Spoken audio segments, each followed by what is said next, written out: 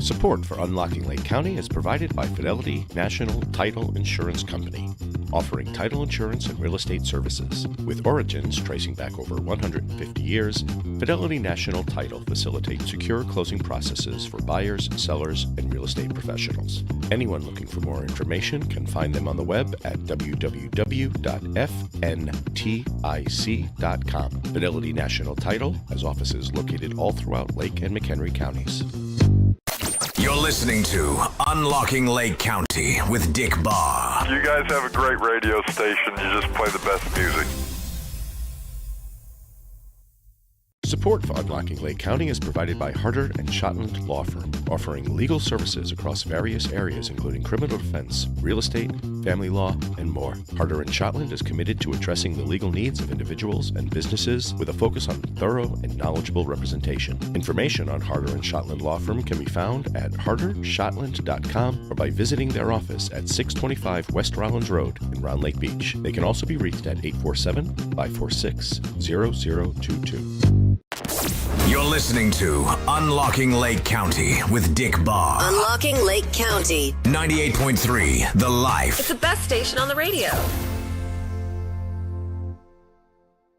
Support for Unlocking Lake County comes from the Sly Marinca team at Cross Country Mortgage, specializing in a range of mortgage solutions tailored to meet the needs of homebuyers and homeowners. With a focus on delivering efficient and knowledgeable service, the Sly Marinca team is dedicated to facilitating a smooth mortgage process. Their office is located at 532 Lake Street, Suite A in Antioch, Illinois. They can also be reached at sly@ccm.com or by phone at 847-722-1775. You're listening to Unlocking Lake County. Unlocking Lake County with Dick Barr. 98.3 The Life. Support for Unlocking Lake County comes from the Dick Barr Group at Village Realty, offering both residential and commercial real estate services across northeastern Illinois. Find us at our office located at 1915 East Grand Avenue in Lindenhurst, or visit us online at www.dickbarr.com. For a personal real estate experience, they can also be reached at 847-579-9736. At the Dick Barr Group, your property goals are their mission. This is Unlocking Lake County with Dick Barr. Support for Unlocking Lake County is provided by Fidelity National Title Insurance Company, offering title insurance and real estate services. With origins tracing back over 150 years, Fidelity National Title facilitates secure closing processes for buyers, sellers, and real estate professionals. Anyone looking for more information can find them on the web at www.fntic.com. Fidelity National Title has offices located all throughout Lake and McHenry counties. You're listening to Unlocking Lake County with Dick Barr. Your favorite show right here on 98.3 FM. 98.3 The Life. Support for Unlocking Lake County is provided by Harder & Shotland Law Firm, offering legal services across various areas including criminal defense, real estate, family law, and more. Harder & Shotland is committed to addressing the legal needs of individuals and businesses. Where Dick unlocks your doors to everything happening in the community and tells you how you can use that to your real estate advantage. And now, here's your host, Dick Barr.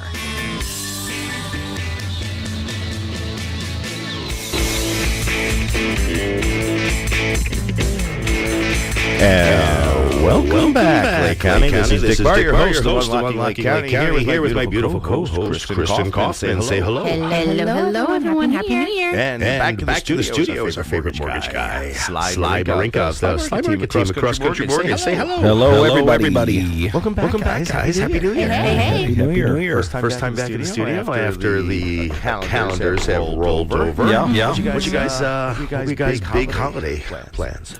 Well, I have little ones, so we were just busy enjoying winter break. I've got a family member who's going to be welcoming a new baby pretty soon. Oh, so we've been congratulations! I'm really excited about that. Anytime now, really. So just kind of prepping everything, getting everybody ready to have that happen, and just focusing on what our goals are for this upcoming year.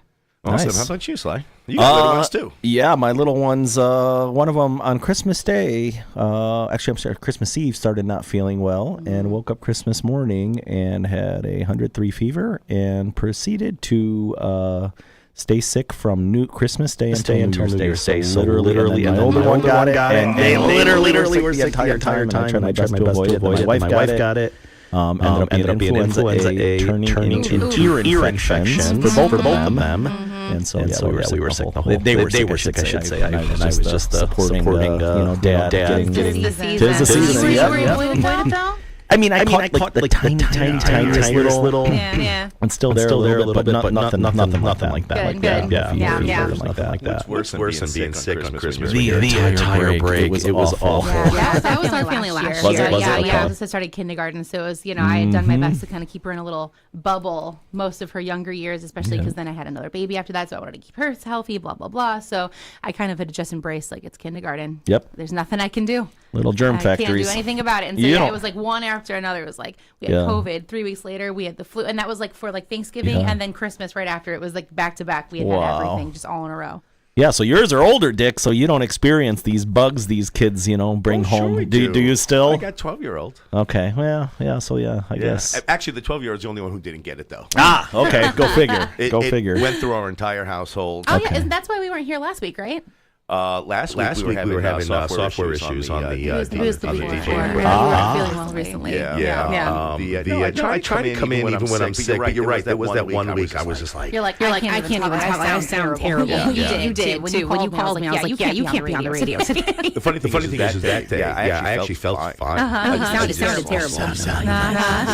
It's weird when you feel perfectly fine and you listen to your own voice and it sounds like that. How about New Year's? Did anyone do anything for New Year's? Are we all boring like me? I think it's less about being old, boring people, and just more about, I had little ones. So my daughter has friends now, so she's old enough to finally have some friends. And it's exciting. For those of you who care, Wicked had just gotten released onto Amazon Prime that day. So we had a little Wicked viewing party at the house, and that's Wicked. We had it was, and we had a little Scream sing along with a bunch of 6-year-olds. So which is honestly my idea of a great time, just Scream singing show tunes. So I ring in the New Year the way I would have wanted to. I don't think that's old and boring, but someone might consider that old and boring. Yeah, I went to Jewel and got some. They had crab legs on sale, so we made some crab legs, and just me, my wife, and two daughters had crab legs and watched TV. And that was it. All of that sounds like my idea of a good time. Yeah, it was great. Maybe this is an old person thing. If it is, I embrace it. The last thing I want to do on New Year's Eve is go to a crowded bar anymore and scream the countdown and be bumping around with people, paying $200 for your bar tab, and then waking up hungover the next day. I don't even drink anymore, so like that doesn't even sound fun anyway. I used to love the heck out of New Year's. Did you really? Yeah, we used to always try to find like who's having the party packages. Yes, best one to go to.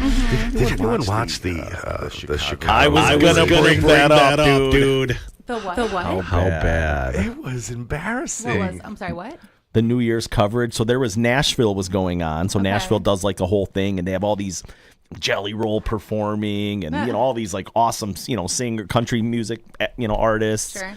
New York has their big one, while Chicago tries to copy now too, and it's painful. Oh, it's bad. Is it cringy? It's cringy. Oh. It's like, when they cut to the video of like, here we are in this great venue, wherever it was, I wouldn't pay that much attention. Sure. And just like everyone trying to mug for the camera, and maybe there was live music, I don't know, and then just kind of show, I don't know. It did not look like my idea of a good time. Huh. I turned it on, I think, for the last like minute because I knew it was getting close. I was by myself. My husband had to work. He was closing overnight. And so it was just me by myself. I was just kind of like journaling about my year, writing down my goals, and then like that's how I wanted to bring in the new year after I put all the kids, singers to sleep, and then I looked at the clock and I'm like, oh, it's almost midnight. I should turn. So I turned on whatever the Chicago coverage was, just so I could see the countdown, and then I'm like, all right, Happy New Year, we did it. Good night. Yeah, they kept going to that one couple that was at the bar, and he was trying to get his. I guess they're married. And he kept like giving her shots of tequila, and she was like getting pretty sloppy. And I'm just like, dude, like, and they're talking about, all this kind of not inappropriate, but just like, come on, like this is what are you guys doing here? It was right. Like, don't forget, like all of our kids are up waiting for that ball to drop. Literally. Oh, okay. Yeah. Huh. Yeah, it was just like you said. I think cringy is a good word for it. Good, so I good. grew up in New York. So my dream was to go to Times Square. Sure. My parents always told me how stupid I was to walk that because everyone at Times Square. First of all, it's always freezing. Sure. And second of all, you're so far back. You don't see the even ball drop. Yeah, that's much more a crowded nightmare. Oh yeah. So I never went to the Times Square ball drop. I always wanted to. That was a goal of mine at one point in my life too. Was it really? I always wondered, like, how do it must be anticlimactic for people in the Midwest because they see this big thing happening in New York, and then it's midnight there. And it's only 11 o'clock, so we got to kill another hour, right, and do something. But I was like reading about though, and like get like the actual guest experience when you do that. A lot of those people have to wear diapers because if you get up to the front, you got to be there. You're standing there for 8 to 10 hours. You can't leave because the crowd is behind you. Right. You can't go get food. You can't go get a drink. You can't go. Right. And like they check your bag. I mean, it's just like a whole thing. I'm like, I never really considered that, but I mean, that makes sense. What else are you gonna do? Right. Not hydrate. All the logistics of that, 100% true. I've been to several things where that was kind of the case. Yeah. I've been to rallies. The inauguration's coming up. Sure. People going to the inauguration. They've got to get there at 5, 6 in the morning. morning. Yeah. They want to be relatively close. And it's going to be 25, 28 degrees in Washington, D.C. When I was about 4 years ago, I went to D.C. To go to the White House tour. I always like going to the White House tour every time I'm in D.C. I don't know what it is. It was about like 10 degrees, and the line to get in was 5 hours long. Wow. It was crazy. And I've also been there when it was 100 degrees. And that's almost worse. So that's what I was going to say. In 2010, when the Blackhawks won the Stanley Cup Finals, me and my buddies all drove down to go to the parade. We got there at 4 o'clock in the morning. We wanted to be right, and that's what it was. We were sitting there for 7 hours until the team got there at 11 o'clock. It was 90 degrees out. We didn't bring water. We didn't bring anything. We're just like dying. I'm like, never again. Oh, geez. I'm like, no thanks. I'm not going to lock myself into a million people, just to be in the front. I have a great story. I want to share that. I'm glad you said that. Yeah. It's a great story from 2015 after the Hawks won there. Okay. Stanley Cup. Okay. I had a friend who worked at Club Underground, and he called me. He says they're coming here. This was after we won, and I guess it was a day or two after the actual game. He says the Hawks are coming tonight. Come on down. So we go down there. A couple of friends, people you know, went down with me. We got there at about midnight, 1 o'clock, and they said, "Yeah, they're coming, and they're going to bring the cup." That's what everyone was going on. We wanted to see the Stanley Cup, right? And we get there, and we're waiting. 12 o'clock, 1 o'clock, 2 o'clock. They're not coming. So we agreed to leave. And as we're leaving, the door opens. It's Corey Crawford. Wow. and then one by one, then we saw Saad, and then Kane. No, Kane wasn't there. Taves was there. And we're like, okay, this is like perfect timing. We're having a blast. We have video. It's on my Facebook. Of Queens, We Are the Champions playing while these guys are all pouring the champagne on us. They're standing It was such a good time, and I was wearing an 88 jersey for Kane. And I saw Hossa there, and I go up to Hossa and I give him a Sharpie, and I say, "Can you sign my jersey?" And he's like, "No." I'm like, "Come on, no." And then his buddies, I don't know who they were on the Hawks, but his buddies, like, "Come on, do it." They were egging it. So he signs it. And my friend got a photo of me with Hossa signing my jersey. It's a cool photo. The next morning. So by the way, we finish up partying around 6 a.m. Oh my God! Then they all have to go to the rally at Grand Park. So on TV, they're all up there. And Holly, my wife, Holly says, Hossa has a beard. I'm like. And I'm like, so? And she points to the picture. Hossa's clean shaven. I'm like, what? That doesn't make any sense. But sure enough, on TV, he's got a beard. What's going on? He was clearly Hossa. There was no question it was Hossa. And so I went nuts trying to figure out what the hell, who signed my jersey. Right, like that couldn't have been him then. Turns out it was Marcel, his brother. And he did it. That's so funny. That's why he was like, no. I'm not going to sign for my brother. So to this day, I wear that to every Hawks game I go to. My 88 jersey signed by Marcel Hossa. You know what, though? That's unique. Plenty of people have the other guys autograph, but not you. Wow. You got a one of a kind. Well, actually, Marcel's a pretty good athlete in his own right. Yeah, he played in the European leagues. I don't think Marcel ever played in the NHL, but he's definitely pretty strong in the European leagues. Oh, okay. Yeah, but it's still Hossa. It was at least part of the DNA. I love stuff like that when you end up getting kind of accidental story that's not as far as anybody else's is concerned. Usually more interesting. I was as a teenager, I had gotten some free tickets to go to a White Sox game. It was myself, a friend of mine, and then one of the guys that I was dating at the time. We were teenagers, and we were all Cubs fans. So we went to this free Sox game. We're watching this game, kind of, we're talking to each other, doing whatever. And at one point, we're just like, you know what, let's just get out of here. Let's just beat the traffic. Like, no one's even hitting the ball. Like, let's just go, right? No one's even hitting the ball.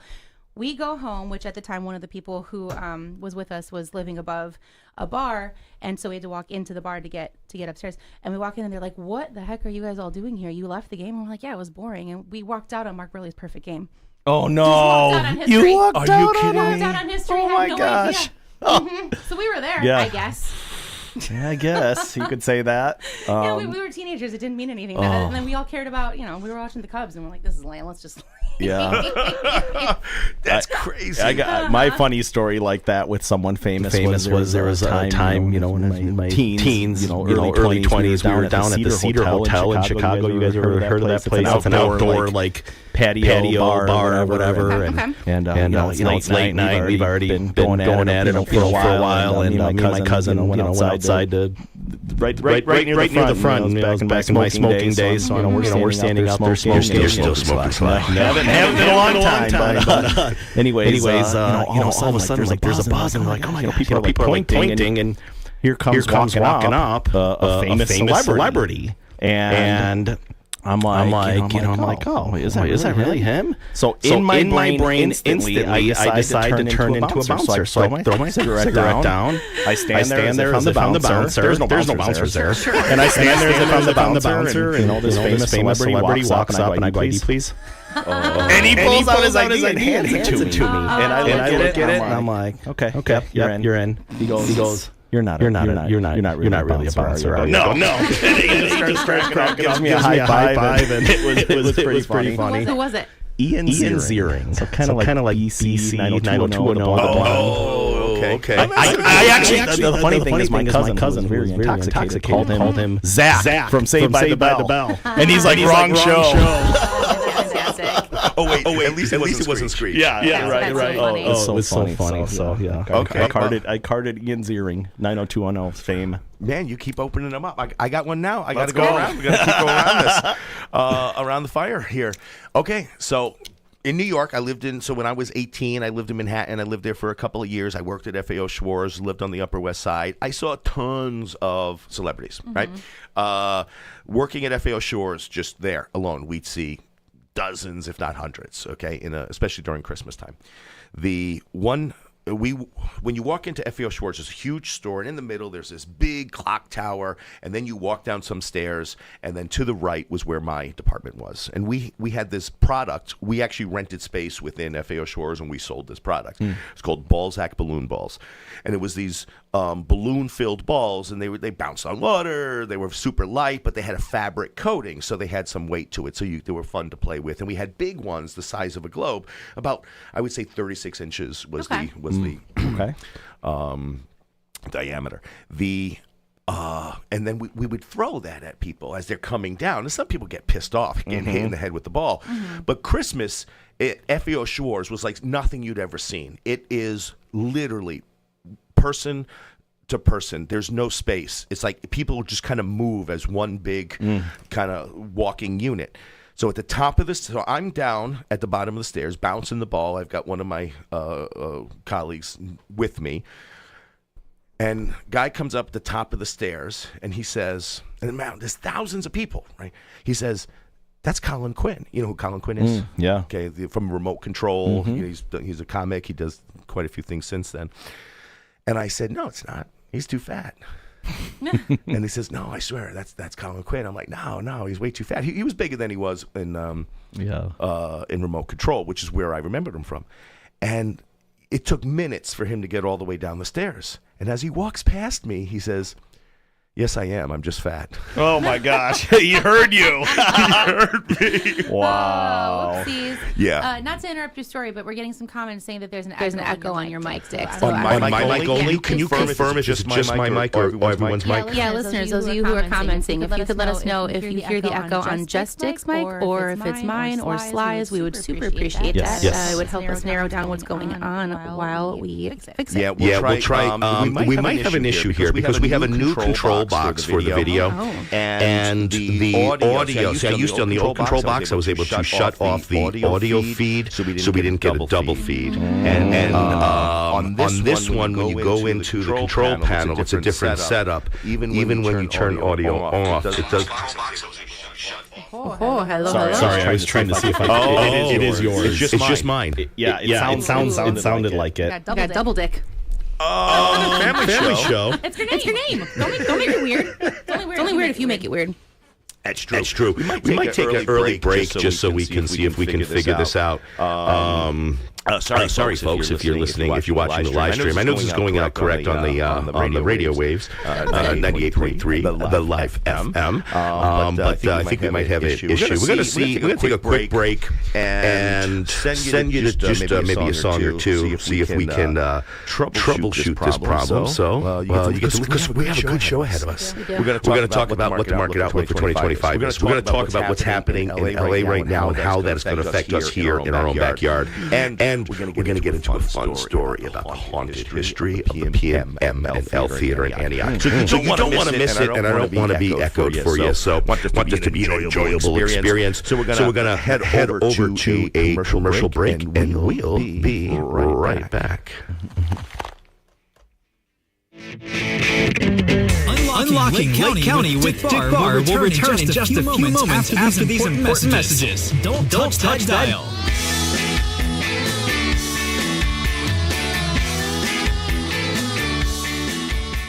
You're listening to Unlocking Lake County with Dick Barr. You guys have a great radio station. You just play the best music. St. Gilbert's Catholic Church in Grays Lake reminds the class of 2024. Each year, over half of all traffic fatalities involve teenage drivers. During your prom and graduation festivities, remember, underage drinking is illegal. Driving while under the influence of drugs or alcohol is lethal. Drive with care. Don't take that dare. The life you save could be your own. This from St. Gilbert's Catholic Church in Grays Lake. For worship, they can be reached at 847-223-4731. Support for Unlocking Lake County is provided by Fidelity National Title Insurance Company, offering title insurance and real estate services. With origins tracing back over 150 years, Fidelity National Title facilitates secure closing processes for buyers, sellers, and real estate professionals. Anyone looking for more information can find them on the web at www.fntic.com. Fidelity National Title has offices located all throughout Lake and McHenry counties. You're listening to Unlocking Lake County with Dick Barr. You guys have a great radio station. You just play the best music. Support for Unlocking Lake County is provided by Harder & Shotland Law Firm, offering legal services across various areas including criminal defense, real estate, family law, and more. Harder & Shotland is committed to addressing the legal needs of individuals and businesses with a focus on thorough and knowledgeable representation. Information on Harder & Shotland Law Firm can be found at hardershotland.com or by visiting their office at 625 West Rollins Road in Round Lake Beach. They can also be reached at 847-546-0022. You're listening to Unlocking Lake County with Dick Barr. Unlocking Lake County. 98.3 The Life. It's the best station on the radio. Support for Unlocking Lake County comes from the Sly Marinca team at Cross Country Mortgage, specializing in a range of mortgage solutions tailored to meet the needs of homebuyers and homeowners. With a focus on delivering efficient and knowledgeable service, the Sly Marinca team is dedicated to facilitating a smooth mortgage process. Their office is located at 532 Lake Street, Suite A, in Antioch, Illinois. They can also be reached at sly@ccm.com or by phone at 847-722-1775. You're listening to. Okay, 1 second.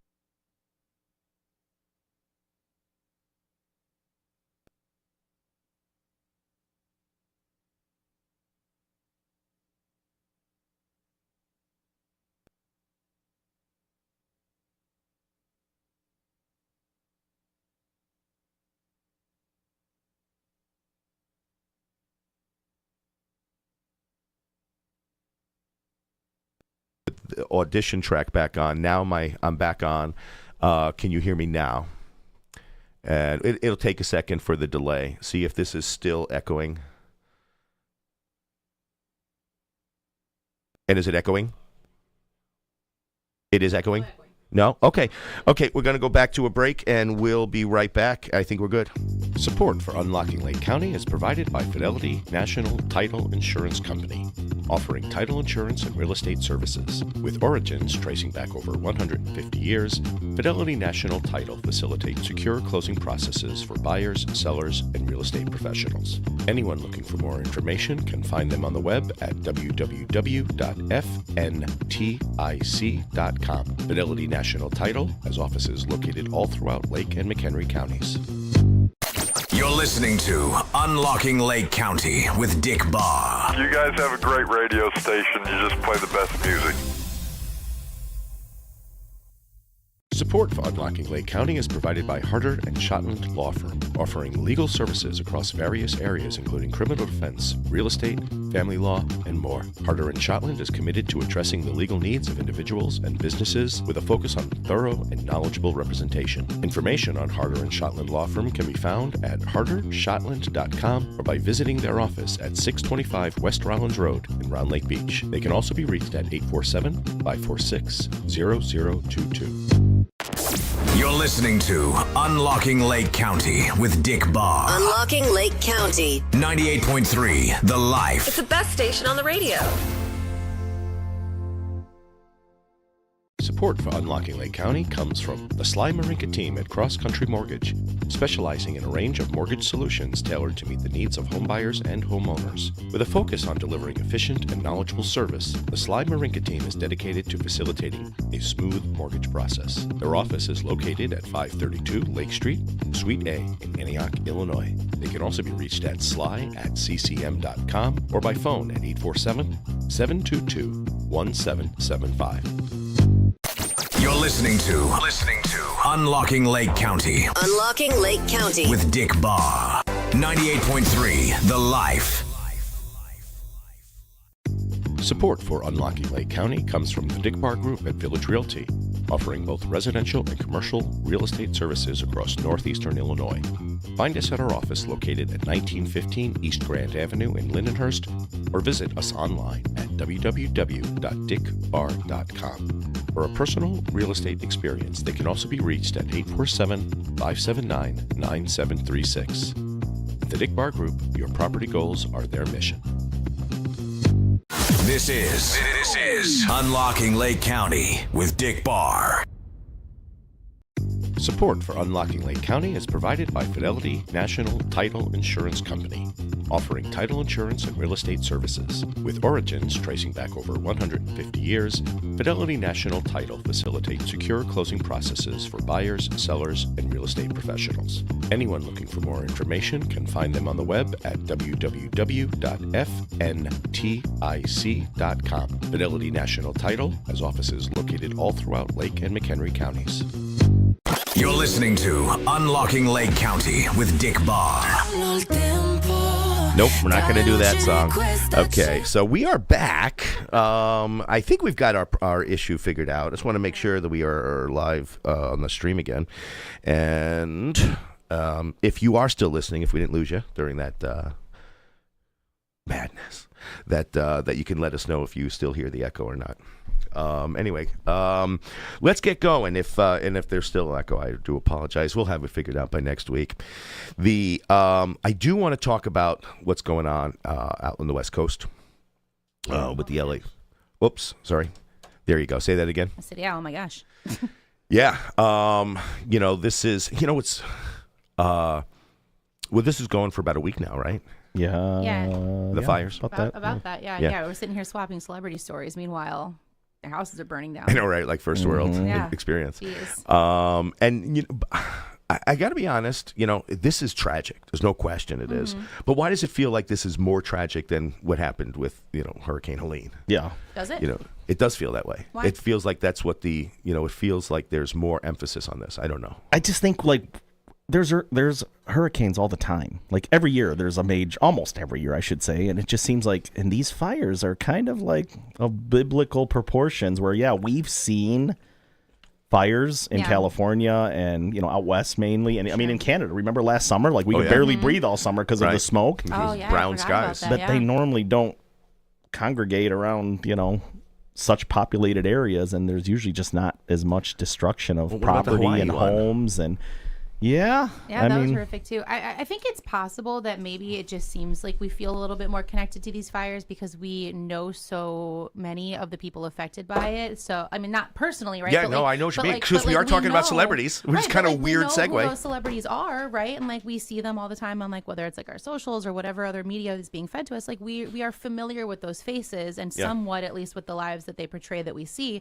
So we have at least a vague connection to a larger, I think, quantity of people that are affected by that fire.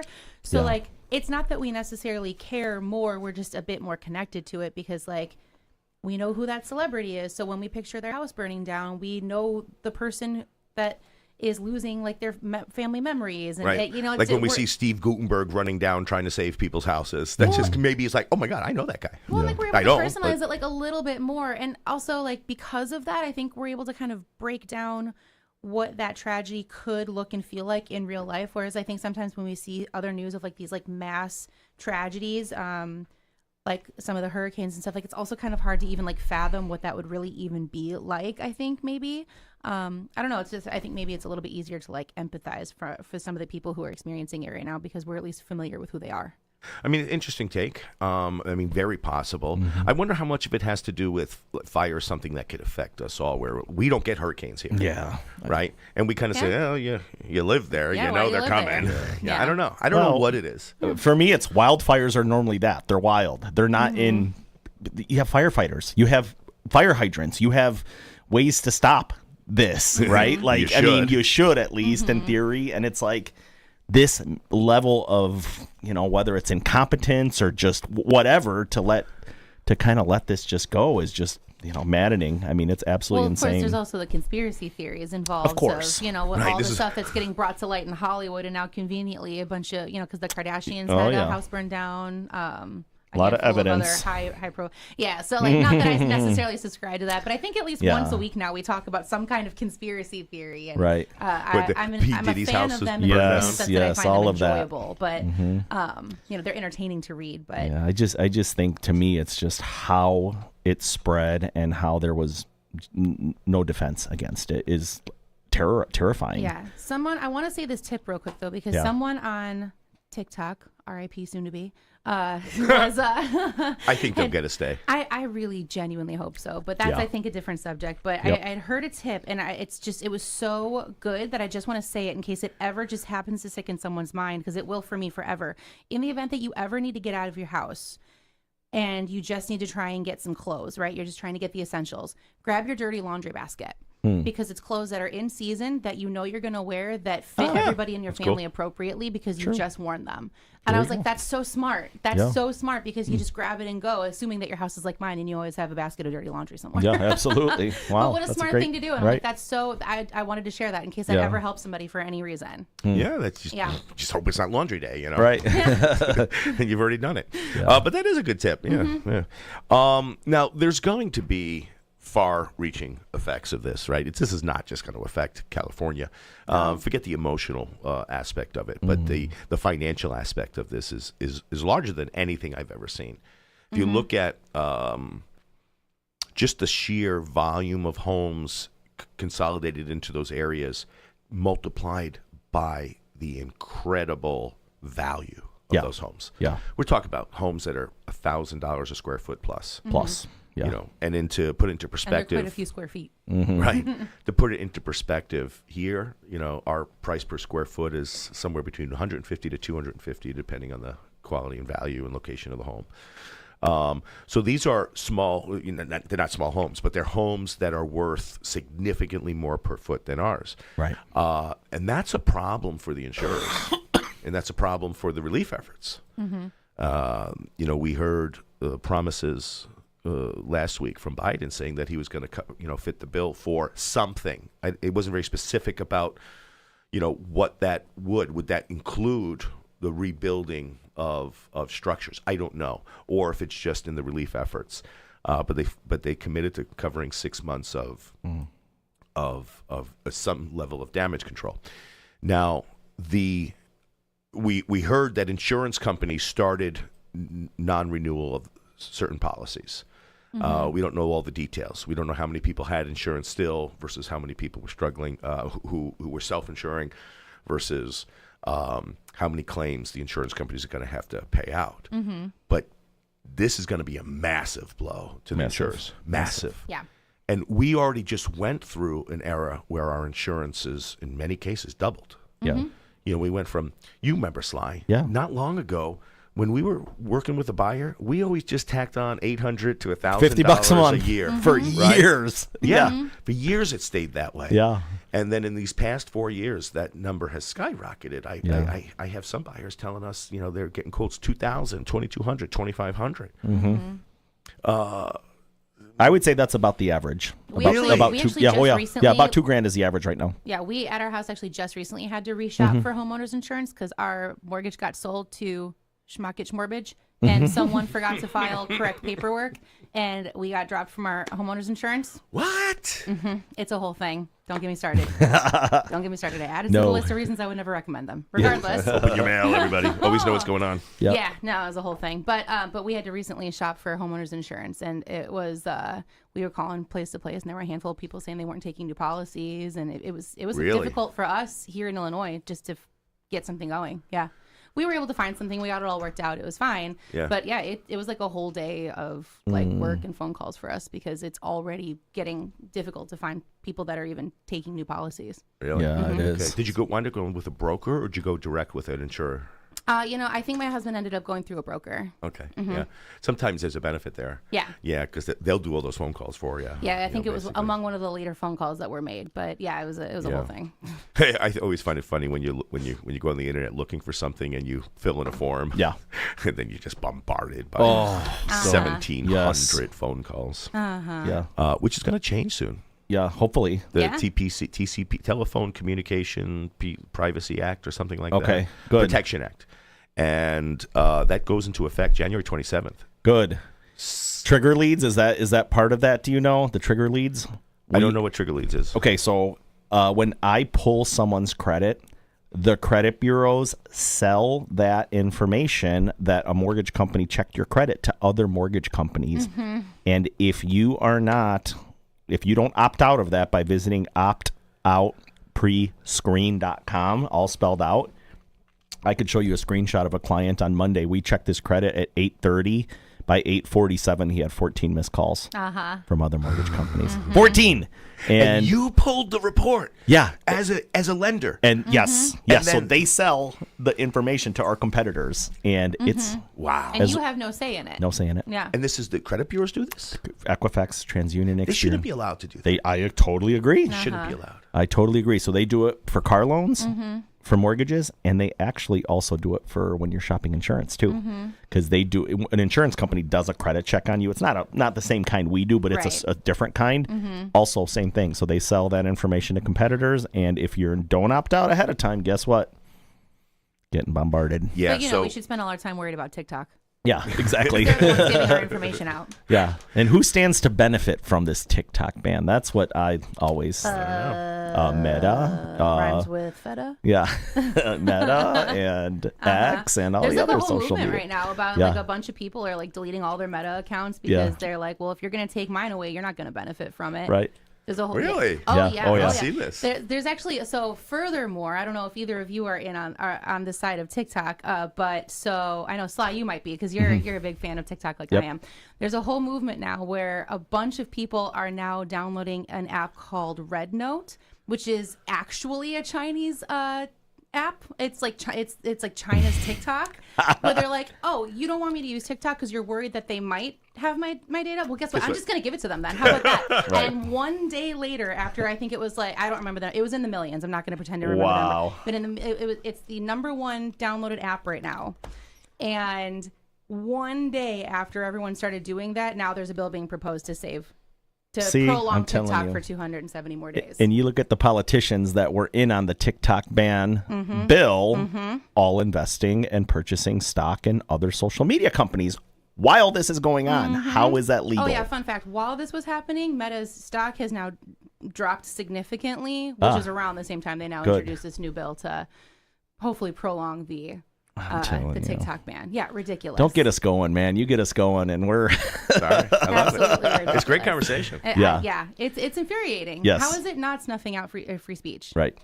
Yeah, I saw that Trump asked the Supreme Court to extend the date so he can have a chance to potentially save it. So clarify that for me, because I have this memory, and I could be totally wrong, right? Like I swear I have this memory of like back in like 2020, wasn't Trump like kind of part of like the let's ban TikTok movement? Yeah, absolutely. Okay, and I thought I remembered it that way. And this is the thing that I have a hard time kind of not explaining, but getting people to see, and this is kind of a perfect example of it. Trump says a lot of things. He says them as part of negotiation. It's like when we're talking about what's in the best interest of our clients, we're not giving away everything our client has, right? So we talk about stuff and we say what could happen. We could take away, the home warranty. We could take away this. We could give you this. But part of negotiation. And what happened is, unfortunately, it took legs and Congress got together and put in this ban. Yeah. And Trump's like, no, I don't want it banned. That's not free speech. There's no reason to ban it. Right. And so now he's fighting it. And this is kind of like, unfortunately, this is a ricocheted on him. Right. I think it ricocheted. Yeah. And sometimes that happens in a negotiation. Yeah. You get ricocheted and you get hit with your own bullet. How many times have we said, no, that's our highest and best. We won't go a penny more. And so I was like, okay, I'll sell it to that guy. I'm like, damn. You try to win every negotiation, but sometimes you lose them. Yeah. It's the art of the deal, right? Yeah, but no, Trump doesn't want it. Doesn't want them to ban TikTok. I don't know exactly why, but I try not to get too involved in those. Yeah, I mean, he puts stuff out on TikTok. I'm shocked. Not so much him directly, but there's plenty of people who, I'm just gonna say, love him that have quite a following. Yeah. On TikTok. Okay. Which is funny though. Which I always thought was TikTok was always more conservative. Is that true or not? I think it just depends. It depends on you. Personal algorithm. If you're conservative, it's conservative. Is that right? If you're not, it's not. Yeah. Your algorithms You get what you want. to what you're interested. That's why I love it Me so too. much. Like you get what you're interested in. You if you're on it only long get enough. what you want. It's and the faster you get, if something pops up that you don't like or you don't want to see, just hit not interested, and you're hit not interested. You don't even have to. You just swipe faster, and it learns. Okay, I always hit the not interested button. If something comes up, I'm like, don't show me that. I just swipe really quick, and I'm like, no thanks, and then like it goes back to snowmobile videos and fishing videos, and yeah, it's the best. That's why I like it so Me much. too. I go on Feta's websites or any of their like reels or anything. I'm having a bad time half the time because it's not stuff I want to see. I agree, but it is getting better. Other day I went on a loop on Feta and it literally was like one thing after another. Normally it's like 1 out of every 3 videos you're interested in, but I was like, oh, maybe they're learning from something from TikTok's algorithm, and it was like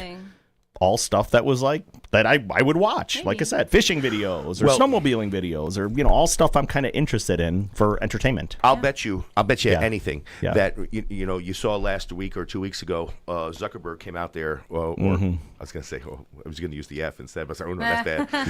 The Zuck came out there and said, "Hey, we are changing how we handle, how we manipulate."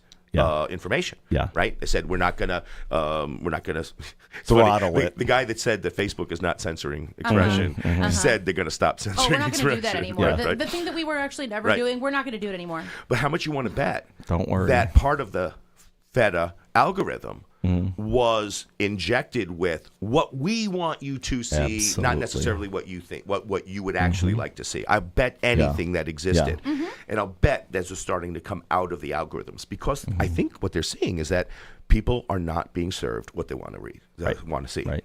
And that's why Facebook is, in my opinion, dying. Yeah. It's all ads. It's dying. My feed is not nearly as many of my friends posting. Correct. It's more sponsored page, suggested page, ad. It's like, So yeah, and the other funny thing is, I mean, if you look like at TikTok, and TikTok's just stuff you like, and once in a while you get like an ad or but it's very rare. And it's like always for stuff that I kind of want. Right. Absolutely. It knows you, right? Honestly. And it's like, and then like, and the other thing is like, X, if you go on X, same thing. You get what you want on X.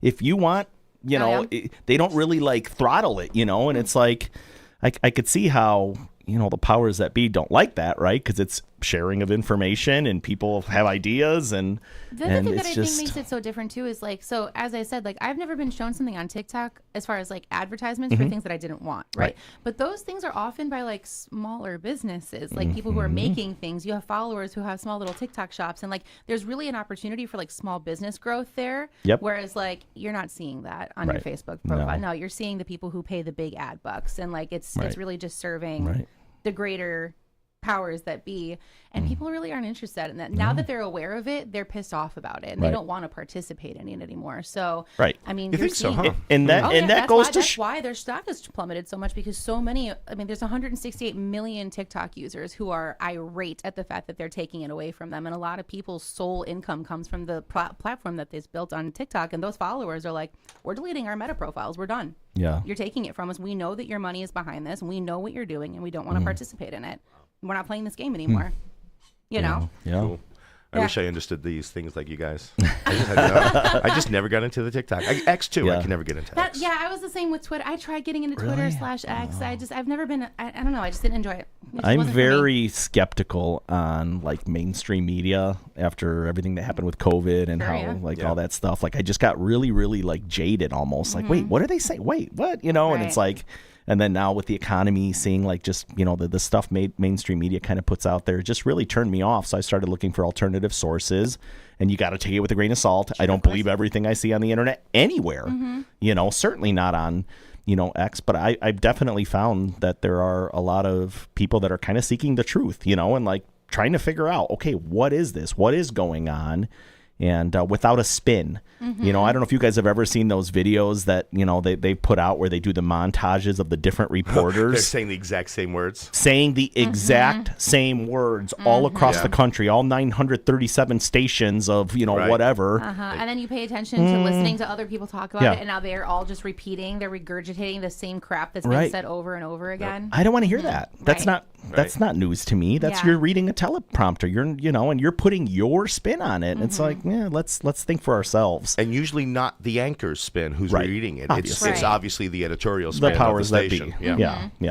Yeah, and I think that's another reason why I love TikTok so much, right? You get to see real life people experiencing the thing that's being reported on in the news, but from their perspective, and they're showing you like what's actually happening. Right. And I think that's another problem for the powers that be, right? Right. They don't get to just tell us their narrative anymore, and we're like, Captain, that must be what's happening. Yeah. We're seeing real life videos of people who are experiencing the actual thing. The drones. People are literally filming the drones, and then but the news is saying, no, there's no drones. What are you talking about? We don't see the drones, and you're literally watching it with your own eyes. Oh no, that's AI or whatever. It's like, dude. Yeah. Listen, you're going to get me and Sly going forever. Sly, how's the housing market? How are things going? We could go all day because we could have like a whole separate show with you guys. God, absolutely. I think we're getting into that stage where like we don't really trust a lot, and it's like I believe my eyes. If my eyes, I multiple only halfway people even believe my eyes. Right? Honestly, exactly. Yeah. Because half the time I'm like, I don't even know what I'm looking at. Right. What you only believe half of what you see. None of what you hear. None of what you that's see. It. Exactly. Exactly. Well. So hopefully, I really hope it does stay. I did end up spending a little bit of time going through like my TikTok follow list and clicking on their link trees and following in some of their other spaces that they exist. Because there are some that I really have genuinely benefited from following. Absolutely. That I've decided to just try and follow in other areas, and I'll probably end up downloading that Red Note app. Start learning some Mandarin. There you go. No, that's a real thing. People on Red Note they're being very welcoming to the Americans as if they're like refugees. Like, come on over, we'll be kind to you. And they're literally teaching them Mandarin. That's a real thing. Yes. Now we just have to see if your social media starts giving you advertisements for learning how to speak Mandarin. We have to see that. Then we know. Update on I want an update. Remember last month? Oh yeah. Last show we did. Texting each other. I want the audience to hear the results of that little test we did, speaking about different products, and were you served commercials on your social media for it? Yep. So yes, we were. The answer is absolutely yes. So anyone who doesn't know who is listening, it was a month ago, we were talking about if we even just say certain keywords, if we'll start getting certain ads, and on which social media platforms will we start getting those ads. So we had talked about vacationing, and Cadillac. We had talked about Cadillacs or Mercedes, and then I had been talking about Disney as well. And sure enough, the very next day on Facebook and Instagram, I started getting ads for Disney vacations. Took about a week, but I did start getting car ads more and more. Oddly enough, on my YouTube. Yeah. Yeah, so I started getting that, and it was pretty much immediate. The car ads fell off pretty quickly. Yeah. But to this day, if I were to go on my Facebook right now, I'll start getting Disney vacation ads. And I literally took a screenshot and sent it to you. I started getting Jaguar ads all over the place, and I'm like, "Yep, see, they're listening, man." But not on TikTok. Yeah. No, Sly, they just know how well you're doing in the mortgage business. And Jaguar's like, hook them up. Yeah, no thanks. I didn't get any. So nothing that we talked about made it to my algorithms. Okay. Interesting. Meta must not be interested in you. They've zero. No, and I'm very happy about it. But it's happened to me in the past. I'm not going to say it hasn't. Yeah. Of course. But that specific one, I'm getting a lot of real estate stuff, a lot of real estate fed stuff. Also, a lot of marketing things, and a lot of kind of CRM based. I do get a lot of I get a lot of real estate marketing ads, which makes sense. It's pretty targeted, right? And that's pretty much what I'm typing into my. Considering that's what I do with my phone 90% of the time is real estate stuff. Well, that's the show. Thanks for listening. Yeah. Now you know what ads are like on our cell phones. If anyone was curious, I promise you, we still have so much to get to in the show, and we are going to get to it. We still have to do the market minute. We still have to do the mortgage minute, and we are going to get into the outlook. We need a director. But we need a director, and we also need a producer and a tech guy. So we should turn this into like the Howard Stern show, where we have 15 people working. Unfortunately, we don't have any money to do that. Any interns interested? Oh, great idea! I'm so smart, Dick. Yeah. Oh my God. You heard her. Any interns out there? Anyone who wants to learn radio production, great resume music builder. production? Don't do that to the mic. You. Oh, sorry. sorry. And then the director can tell Sly to stop chewing his gum in the mic and be like, Christin, you're getting off subject again. I'm just kidding. It was only I forgot. Sorry. That's all right. Don't worry I forgot about to put on my gum. I actually, to be honest with you, my favorite shows are when this stuff happens. Yeah. It's when we just go off track. We're having a yap sesh. They're more conversational. I love it. Yeah. So we're still going to do all those things we promised you. It's just going to come in the next hour. So we're going to take a short break. I lied. It's a little bit of a long break. But Buckle in, folks. Sorry. Yes. Can you tell it's our first show back in a month? Yeah, I know. We're all right? slap happy. Are we like ADHD today? So excited? Well, every day for me, but yes. Yes. Yeah. Absolutely. Okay, so folks, we'll be back. Thanks for listening. Unlocking Lake County with Dick Barr will return in just a few moments after these important messages. Don't touch that dial. Support for Unlocking Lake County is provided by Fidelity National Title Insurance Company, offering title insurance and real estate services. With origins tracing back over 150 years, Fidelity National Title facilitates secure closing processes for buyers, sellers, and real estate professionals. Anyone looking for more information can find them on the web at www.fntic.com. Fidelity National Title has offices located all throughout Lake and McHenry counties. You're listening to Unlocking Lake County with Dick Barr. You guys have a great radio station. You just play the best music. Support for Unlocking Lake County is provided by Harder & Shotland Law Firm, offering legal services across various areas including criminal defense, real estate, family law, and more. Harder & Shotland is committed to addressing the legal needs of individuals and businesses with a focus on thorough and knowledgeable representation. Information on Harder & Shotland Law Firm can be found at hardershotland.com or by visiting their office at 625 West Rollins Road in Round Lake Beach. They can also be reached at 847-546-0022. You're listening to Unlocking Lake County with Dick Barr. Unlocking Lake County. 98.3 The Life. It's the best station on the radio. Support for Unlocking Lake County comes from the Sly Marinca team at Cross Country Mortgage, specializing in a range of mortgage solutions tailored to meet the needs of homebuyers and homeowners. With a focus on delivering efficient and knowledgeable service, the Sly Marinca team is dedicated to facilitating a smooth mortgage process. Their office is located at 532 Lake Street, Suite A in Antioch, Illinois. They can also be reached at sly@ccm.com or by phone at 847-722-1775. You're listening to Unlocking Lake County Unlocking Lake County. with Dick Barr. 98.3 The Life. Support for Unlocking Lake County comes from the Dick Barr Group at Village Realty, offering both residential and commercial real estate services across northeastern Illinois.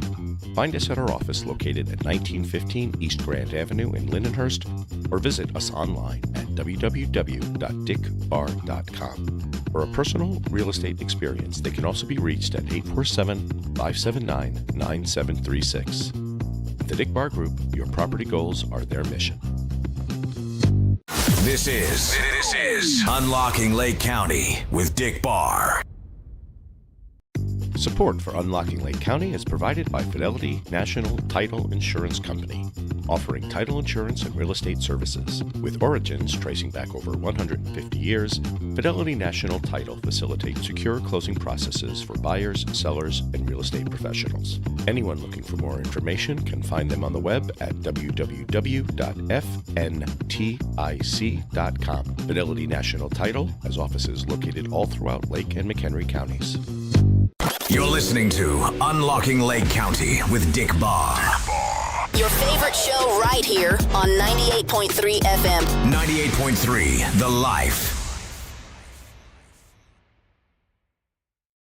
Support for Unlocking Lake County is provided by Harder & Shotland Law Firm, offering legal services across various areas including criminal defense, real estate, family law, and more. Harder & Shotland is committed to addressing the legal needs of individuals and businesses with a focus on thorough and knowledgeable representation. Information on Harder & Shotland Law Firm can be found at hardershotland.com or by visiting their office at 625 West Rollins Road in Round Lake Beach. They can also be reached at 847-546-0022.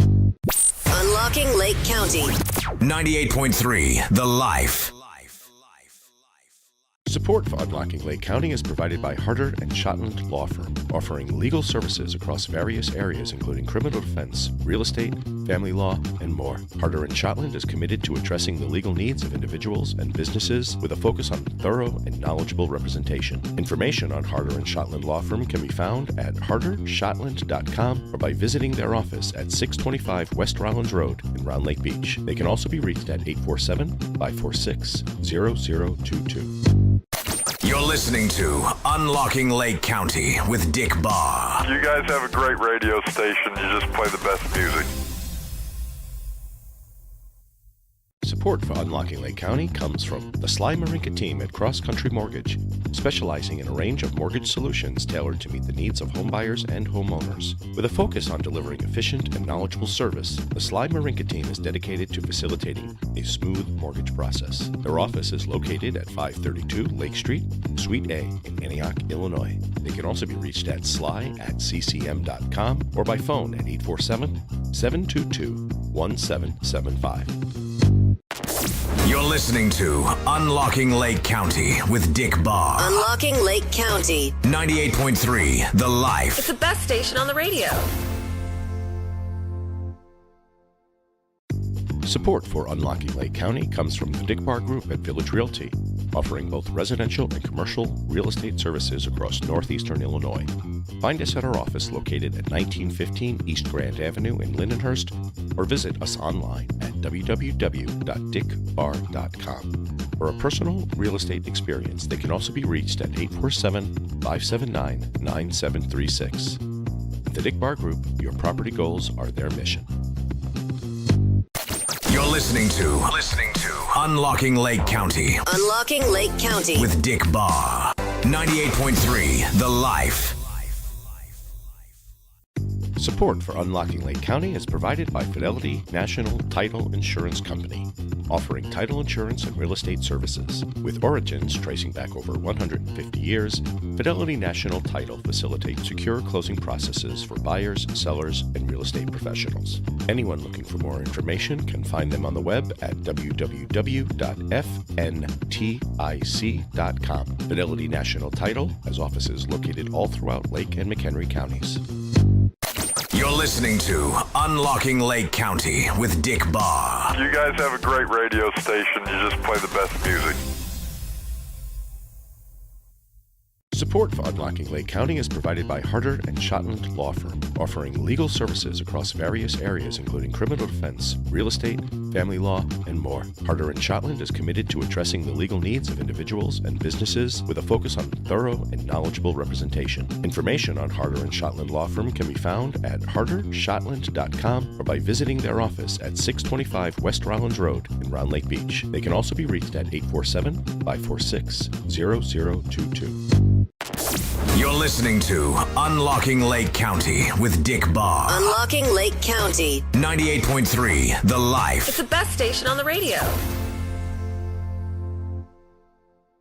Support for Unlocking Lake County comes from the Sly Marinca team at Cross Country Mortgage, specializing in a range of mortgage solutions tailored to meet the needs of homebuyers and homeowners. With a focus on delivering efficient and knowledgeable service, the Sly Marinca team is dedicated to facilitating a smooth mortgage process. Their office is located at 532 Lake Street, Suite A in Antioch, Illinois. They can also be reached at sly@ccm.com or by phone at 847-722-1775. You're listening to Unlocking Lake County. Unlocking Lake County with Dick Barr. 98.3 The Life. Support for Unlocking Lake County comes from the Dick Barr Group at Village Realty, offering both residential and commercial real estate services across northeastern Illinois. Find us at our office located at 1915 East Grand Avenue in Lindenhurst, or visit us online at www.dickbarr.com. For a personal real estate experience, they can also be reached at 847-579-9736. At the Dick Barr Group, your property goals are their mission. This is Unlocking Lake County with Dick Barr. Support for Unlocking Lake County is provided by Fidelity National Title Insurance Company, offering title insurance and real estate services. With origins tracing back over 150 years, Fidelity National Title facilitates secure closing processes for buyers, sellers, and real estate professionals. Anyone looking for more information can find them on the web at www.fntic.com. Fidelity National Title has offices located all throughout Lake and McHenry counties. You're listening to Unlocking Lake County with Dick Barr. Your favorite show right here on 98.3 FM. 98.3 The Life. Support for Unlocking Lake County is provided by Harder & Shotland Law Firm, offering legal services across various areas including criminal defense, real estate, family law, and more. Harder & Shotland is committed to addressing the legal needs of individuals and businesses with a focus on thorough and knowledgeable representation. Information on Harder & Shotland Law Firm can be found at hardershotland.com or by visiting their office at 625 West Rollins Road in Round Lake Beach. They can also be reached at 847-546-0022. Unlocking Lake County. 98.3 The Life. And I checked. I said, boom. I've got to get a stand here so I can put my laptop so I can see the stream so I know. Because sometimes we come back from break and we never turn the stream back on. So this time it is. Okay, hopefully there's no echo, and we're going to do a quick market minute. I'm going to go through this real quick, so pay attention. Screw it. I'm not going to have my intro. I like my intro. It's so egocentric. But we're going to go just straight into today's Market Minute. This week's Market Minute, starting with all of Northwest Lake County, where there's 171 active single-family homes on the market right now. This week, there's been 21 new listings, down from the 37 new listings last week. 28 properties have gone under contract in the past 7 days, up from 25 the prior 7 days. This month, we've seen 100 homes go into contract, which is slightly down from last month, where there was 109. Days on market average in the region is 40 days, and we have a 1.7 month supply of properties. 1.7 month supply of properties. Lowest priced home sold was $99,900. $1.9 million was the high. Highest active property is $4.79 million.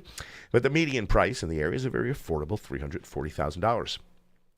Now let's head on over to Antioch, where they're sitting on 37 active properties, 5 new listings this week, about the same as last week. 3 homes have gone under contract in the past 7 days, slightly up from the 2 in the previous week. 11 homes have gone under contract in the past 30 days. That's actually kind of low for Antioch. Mm-hmm. Usually they're around 25 to 30. They're sitting this past 30 days, only 11 have gone under contract. In fact, last month it was 29. So big drop, about, what is that?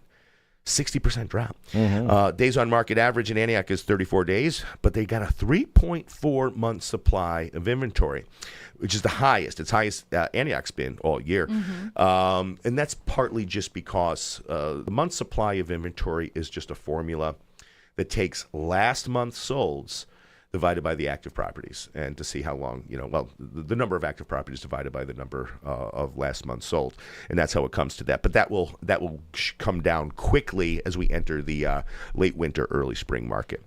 Lowest priced home sold in the Antioch area was $99,000. Highest was $1.9 million. That's interesting. So Antioch holds the record in Northwest County for the highest sold property. Not surprising. We've got all those beautiful homes on the lake and those kind of big mansion-y areas. The highest active property is $1.9 million, and the median sales price is $301,000. Now on over to Volo, Fox Lake, and Ingleside, where they are sitting on 19 active properties. 3 new listings this week, down from 4 the prior. 4 homes have gone under contract in the past 7 days, up from 3 the prior. And 19 homes have gone under contract in the past 30 days, which is triple last month, where there was only 6. Wow. Yeah, good for them. The days on market average is a slightly lengthy 55 days, but they've got only a 1 month supply of inventory. $115,000 was the lowest priced home sold. $485,000 was the high. $1.7 million is the highest active, and $365,000 is the median. Now on over to Grays Lake, Gages Lake, Haynesville, Third Lake, and Wildwood, where they're sitting on 29 active homes for sale. 2 new listings this week, down from 7 the prior. 3 homes have gone under contract in the past 7 days, down from 5 the prior. And 14 homes have gone under contract in the past 30 days. Big drop again from 26 the last month. Yeah. 27 days on market is the average. That's about what we like to see. But that is the lowest days on market average in the region. 2.1 months supply of inventory. Lowest priced home sold was 104,000, high of 950. 977 is the highest active, and 347,000 is the median. Now on over to Gurnee, Wadsworth, Old Mill Creek. 26 active listings right now, 4 new this week, 6 last week. 6 homes have gone under contract in the past 7 days, 4 the prior week, and 16 homes have gone under contract in the past 30 days. That's the same as last month. Days on market average, a little bit lengthier at 47 days with a 1.6 month supply of inventory. 285,000 was the lowest priced home sold, 690 was the high, 4.8 million is the highest active, and 370,000 is the median. Now on over to our backyard of Lindenhurst and Lake Villa. We're sitting on 30 active single-family homes. 4 new listings this week, down from 6 the prior. 6 homes have gone under contract in the past 7 days, up from 4 the prior. 18 homes have gone under contract in the past 30 days, slightly up from the 16 in the prior month. And we're sitting on a 44 days on market average to get it sold. We have a 1.7 month supply of inventory. Lowest priced home sold in the Lindenhurst Lake Villa area is $285,000. Highest sold was $690,000. 4.8 million is the highest active, and 370,000. There's a mistake there. And unless there's an amazing coincidence, I'm going to have to check the data. So we'll have to issue a revision here, because I'm looking at the lowest priced, highest active, and median price for both Gurnee and Lindenhurst are exactly the same. So we'll have to fix that. So there's an issue in the data. We'll check that out. Where I know the data is correct is around Lake area, where we're sitting on 30 active. 3 new listings this week. Big drop from last week where there was 10. 6 homes have gone under contract in the past 7 days, about the same as last week. 22 homes have gone under contract in the past 30 days. Up from the 16 in the prior 30, and the days on market average is 31 days with a month supply of inventory of 1.4. Lowest priced home sold was 113,000. Highest priced was 530. 499 is the current highest active, and 308 is the median price. Are you guys seeing anything out there with your experiences that this doesn't capture? What are you seeing by the way of, Christin, buyers taking more time? Buyers are taking a little bit more time. Honestly, buyers are just kind of nervous. They just keep hearing that their inventory is so low. There's kind of this is it even going to be worth it? There's nothing out there. I'm worried that there's not going to be anything that I'm going to be able to find. Buyers are being a little bit choosier. I'm finding that people who are looking to sell and buy, at the same time, having a smooth transition from one home into another, are very nervous trying to sell very the house because there. they're very nervous that there's not enough out there, and I have to keep kind of reminding them to take a breath and reminding them this is the time to start having those conversations, and that's okay. There are several people that are in the process of getting ready to sell though, so don't worry. Things are coming. Oh, sure. I mean, the calls are coming in. Yeah, right? absolutely. Yeah, I've got buyer clients who are so frustrated with the lack of inventory that they're literally thinking of just buying land and building. Yeah. And we're seeing that now, and the challenge is, and what a lot of people don't realize, it's not cheaper right now to buy and build. If it's considerably more expensive to do it, and that's because the value of our home stock, even though prices are high, it's still less than replacement cost. Right. The homes in the upper region, $8, $9, $1 million, they're for sale for less than $200 a square foot, sometimes in the $5,000, $6,000, $7,000 range, and new construction is going to cost you $250, $300 a square foot to build that. So almost half of what it would cost to build. And I literally have that exact situation where a buyer I was working with last year got so fed up, they're like, you know what, we're going to give up. We're just going to wait till next year. And recently they started to go down that path of building a home. They interviewed a couple of builders, and for what they were looking for, it was $300 a square foot. Yeah. So, I mean, you're talking $800,000-$900,000 for a 3,000 square foot house. Yeah. They were looking at homes in the $500,000 to $600,000 range that fit that bill. So they came back, and they're back on. So it's crazy to build. I mean, it's as far as cost wise. Yeah. And I've got builder clients right now who are finishing up on some projects, and the other hard part is getting the contractors to work, to finish, and then getting the municipalities out to inspect. So these properties to get built are taking longer than they anticipated too, and there's a cost to that. You can help people get financing for new construction, right? So I don't do construction loans. We have a department within my, that's a process. The construction loan is a very arduous, it's a lot of work and it's a lot of extra things that we normally don't do. So we have experts that's all they do. So yes, we can refer those. And I used to do them. And I will tell you, it's a lot of a lot of hand holding, a lot of, a lot of crying.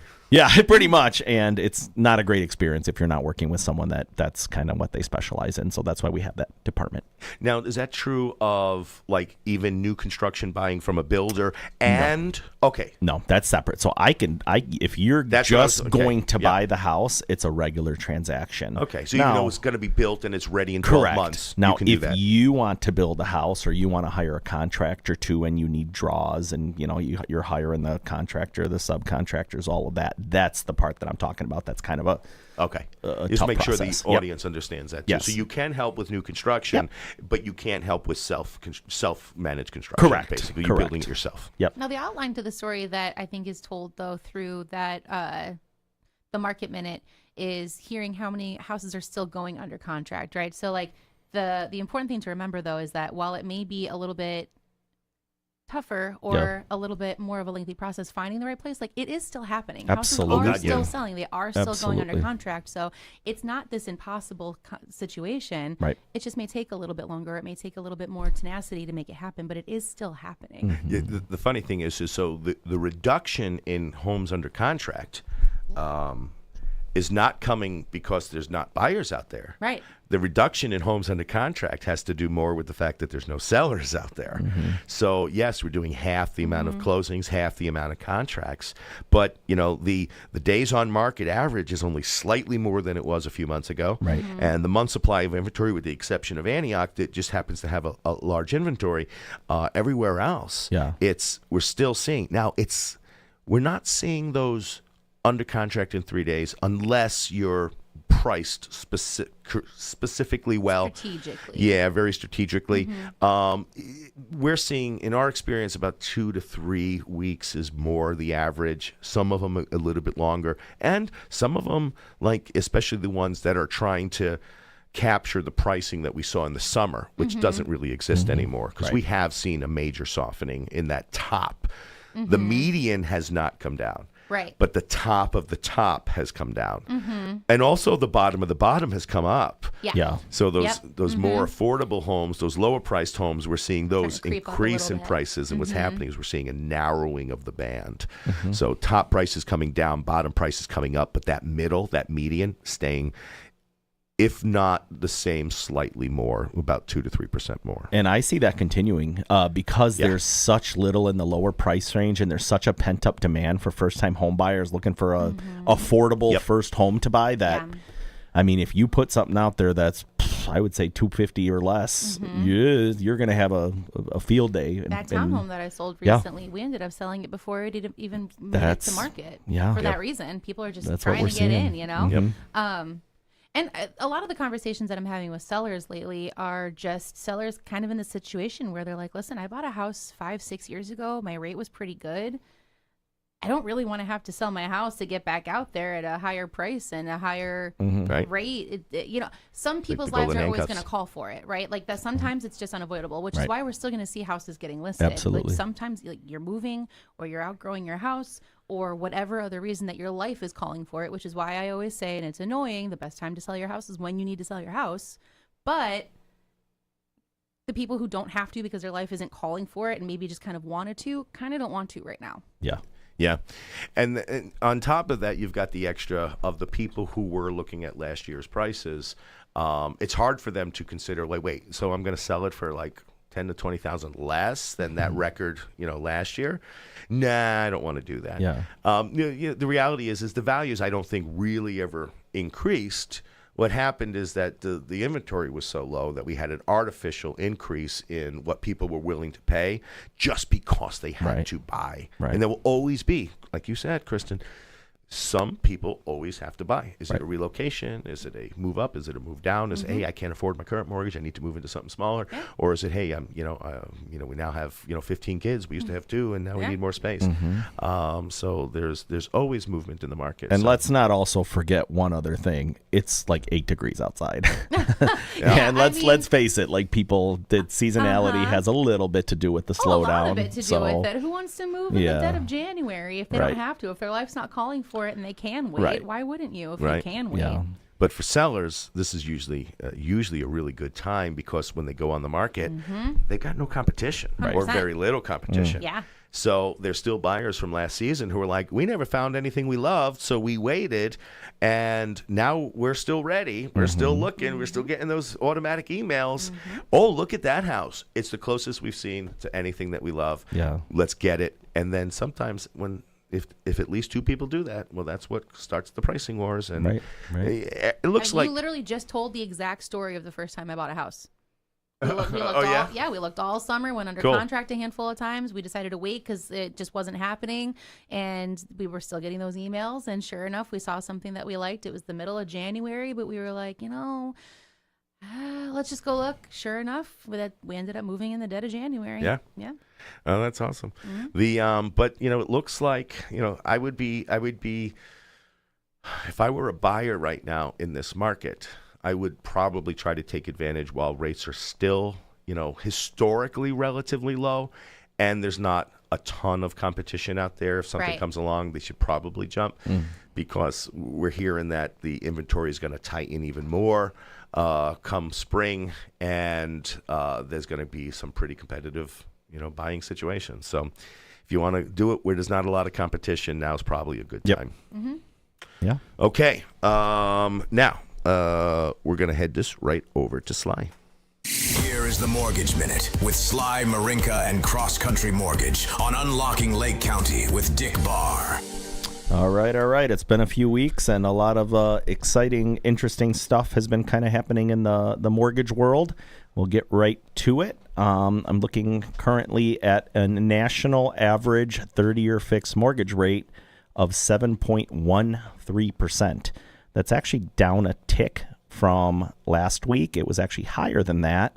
And if you remember, in September, we were here on the show when the Fed cut rates the first time, and it was like, all right, rates are coming down. And since that time, the exact opposite has happened. We've talked about it a few times. It's kind of interesting phenomenon that's going on. And it really has to do with what's coming, right? The markets are always looking forward. And, the inflation readings that have come out over the last couple months were higher than expected.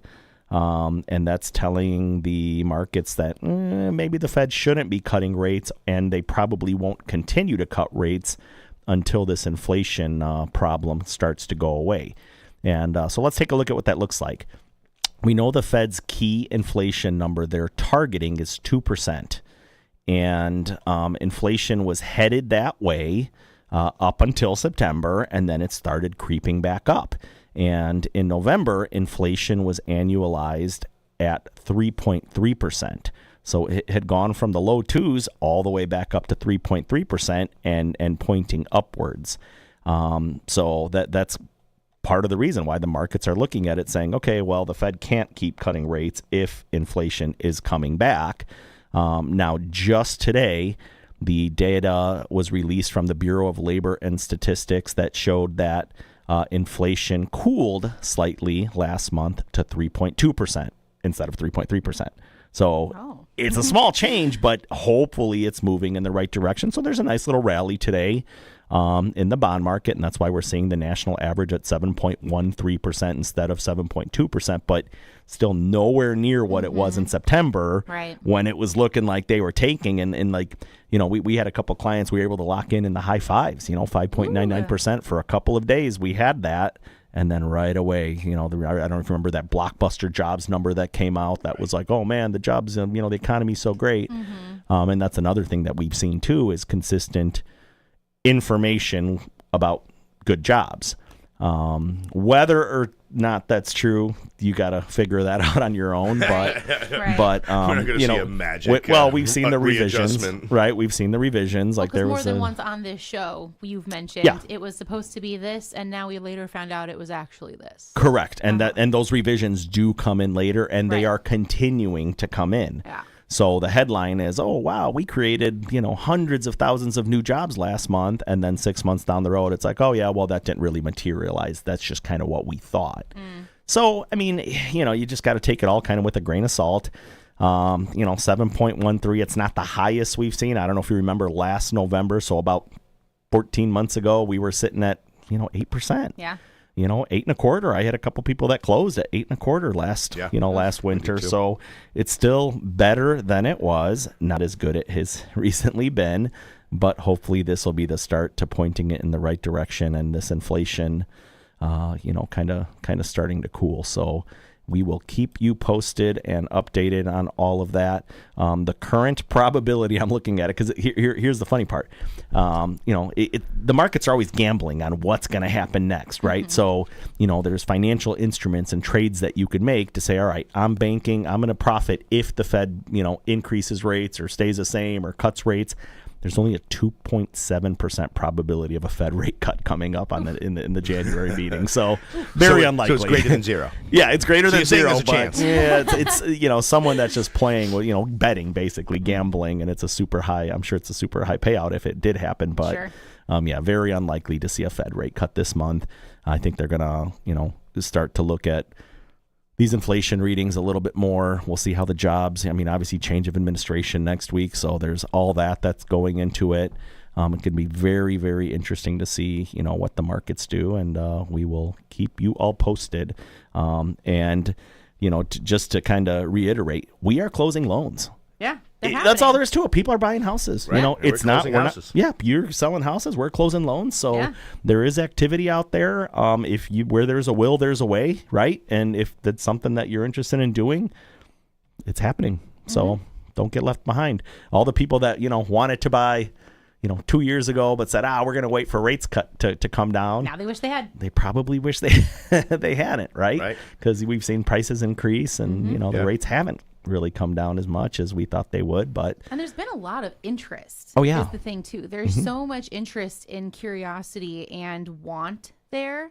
So it does exist. That hope isn't dead. The interest isn't just gone. There isn't this hopelessness sense of no, there's no way we can even do it. I think that's actually improved even just over the last year, to be honest with you. Even just the narrative surrounding the probability of being able to even purchase a house. Because I remember even just a year ago, that narrative was millennials will never be able to own a home. They'll never be able to own a home. That was surprised us all. That was a very common narrative that I would hear all the time. Well, I'll never be able to own a home. And I'm not hearing that at all anymore. There is a genuine interest and want and desire to do it. And they're starting to now seek that path instead of just telling themselves it'll never happen, which I think is great. I'm very happy that that's starting to become the case. And the data is out just this week saying that millennials are now at the literal peak home buying time of their life. I could see that. This is the age. Yeah. So this is where we're gonna see, and we're seeing a lot of my peers are reaching out to have these conversations now finally. Yeah. And the other interesting thing too that I'm not seeing I remember last summer and even the year before where people are I'm so discouraged because I'm not going to get my offer accepted. I don't hear that. No, they stop telling themselves no. Yeah, so what? You have an FHA pre-approval. Guess what? We're closing FHA loans. Guess what? We're closing VA loans. Who cares? Go out and do it. It's not as competitive as it was. And so I think that people are able to get their offers accepted, and we're not hearing, I'm up against 90 other bids and final and best, by 5 p.m. Do an inspection to make it happen. Yeah. Yeah, that's hopefully behind us. I don't know if it is, but at least for now, I'm not really getting a lot of that. How about you, Dick? We had a weird first in 4 years happen on a listing just last month. We had one potential buyer look at the house 6 times. Oh, yeah. That hadn't sold yet. Anymore, right? Yeah. That just doesn't happen in this market. Well, I'm going to say this market as of like November of 24. Right. But buyers were like, their agents were like, if you want it, you got 6 seconds. You don't have 6 showings. Yeah. And we're also starting to see a lot more questions. Ages of things, ages of mechanicals, ages of roofs, siding, things like that. Where do the warranties? Blah, blah, blah, blah, blah. So, and that wasn't the case just 4 months ago. But again, it's seasonal. We saw this same exact slowdown. Maybe not as slow. But last year, October came, if you remember, and the market just died. Yeah. It just kind of died. It fizzled out, and it really didn't come back until mid-January. And then it was like another crazy year. There's when we talk about, planning and strategizing times of the year, when's a good time to list, when's a good time to sell, if speed and money are the most important things to you. Like if you don't have to worry about when your kids go into a certain school or out of a certain school, or you don't have, your job's got to keep you here for a certain long period of time. Right. If dollars and time are your motivating factors, the best times to, sell typically mid to late February before the big rush of the spring market.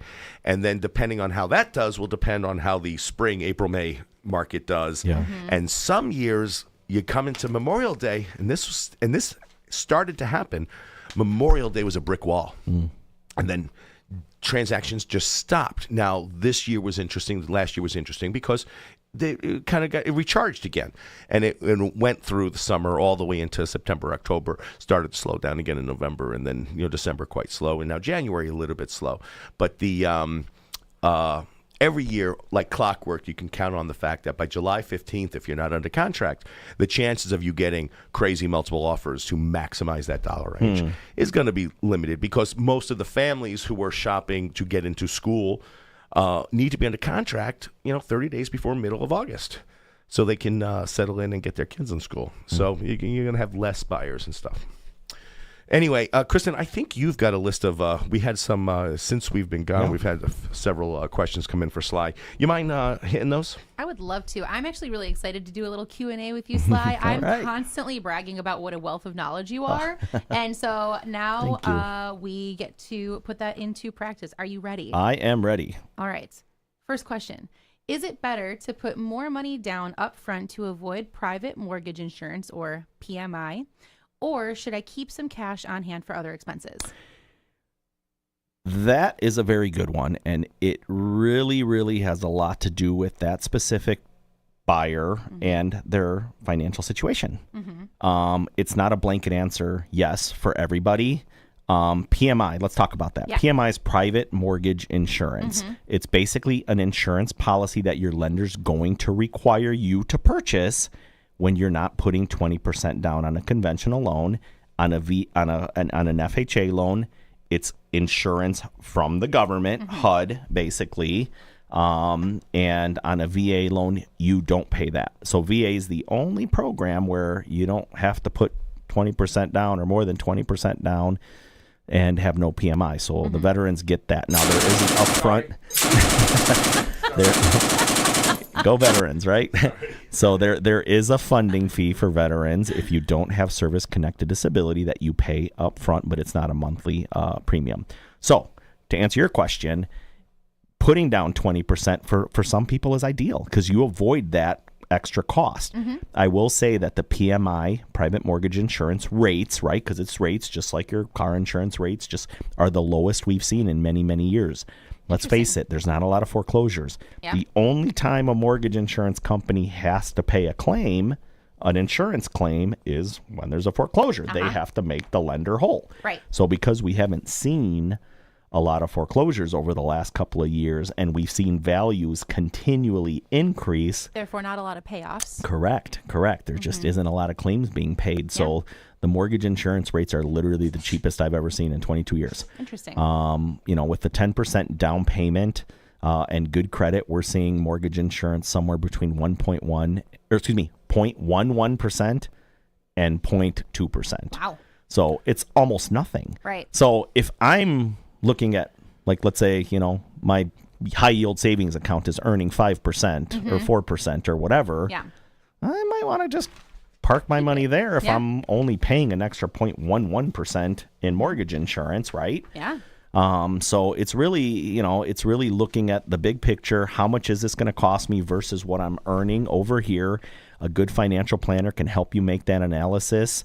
I know the target, people always have that in their mind is, I want to put 20% down. I want to, and for some, hey, go for it. I mean, it's still at the end of the day is an extra cost that you wouldn't incur if you, even though it's a small cost, it's still an extra cost that you would not incur. And getting rid of PMI, let's talk about that for a second, because that's come up quite a bit lately. How do you get rid of your PMI?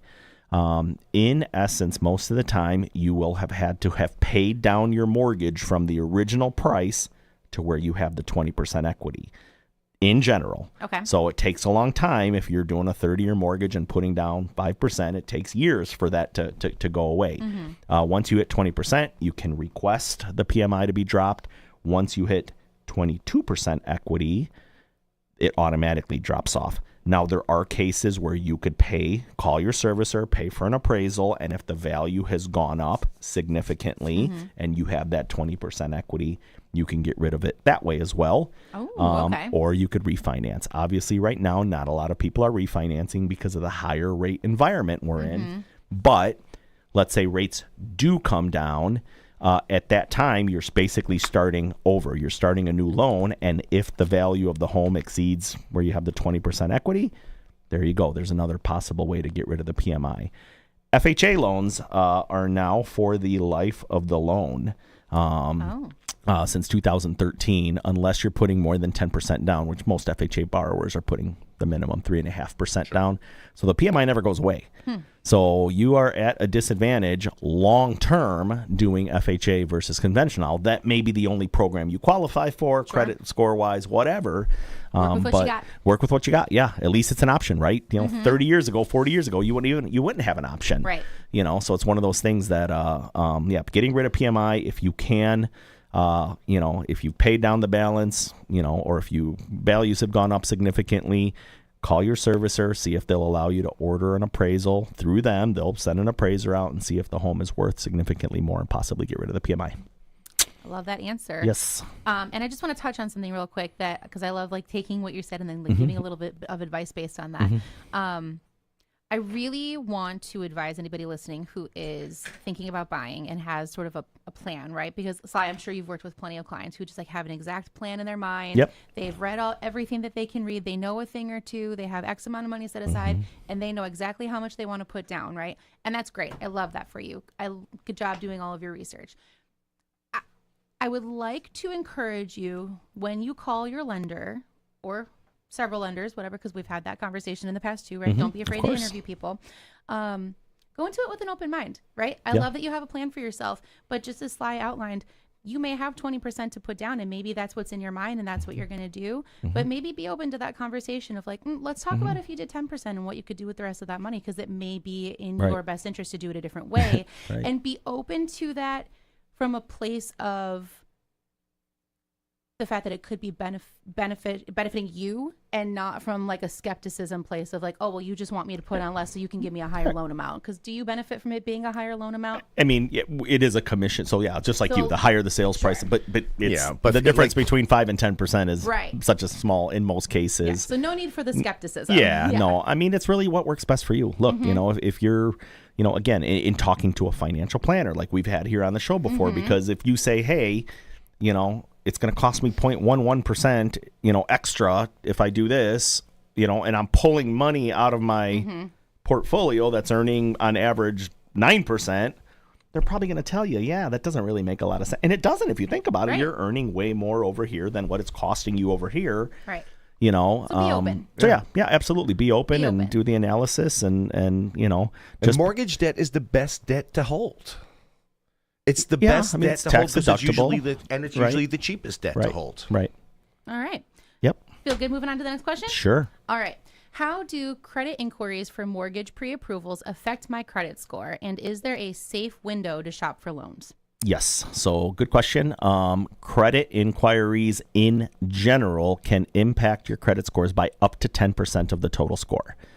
So Let's look at that. That's not nothing. Right? I mean, it can impact it. Now, when you have your credit pulled by a mortgage company, there is a window of time, typically 30 days, depending on the credit bureau, where you can have 977 plus mortgage companies pull your credit, and they're all going to get the exact same report and the same score, and it's technically one inquiry. They know when people are buying a house, they're going to shop around because it's typically the biggest debt you'll ever take on. Right. So they know people are going to shop around.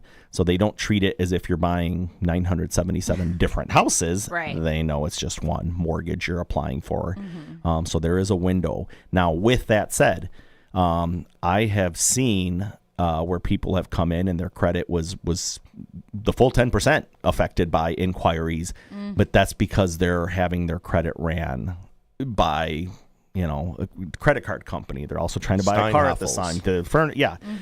Multiple different inquiries. That's when the credit bureaus look at it and say, whoa, hold on. What's this person doing? Why are they taking on so much new debt? What are they trying to do here? So credit inquiries can impact it. And the other thing to think about too is we only go back 120 days.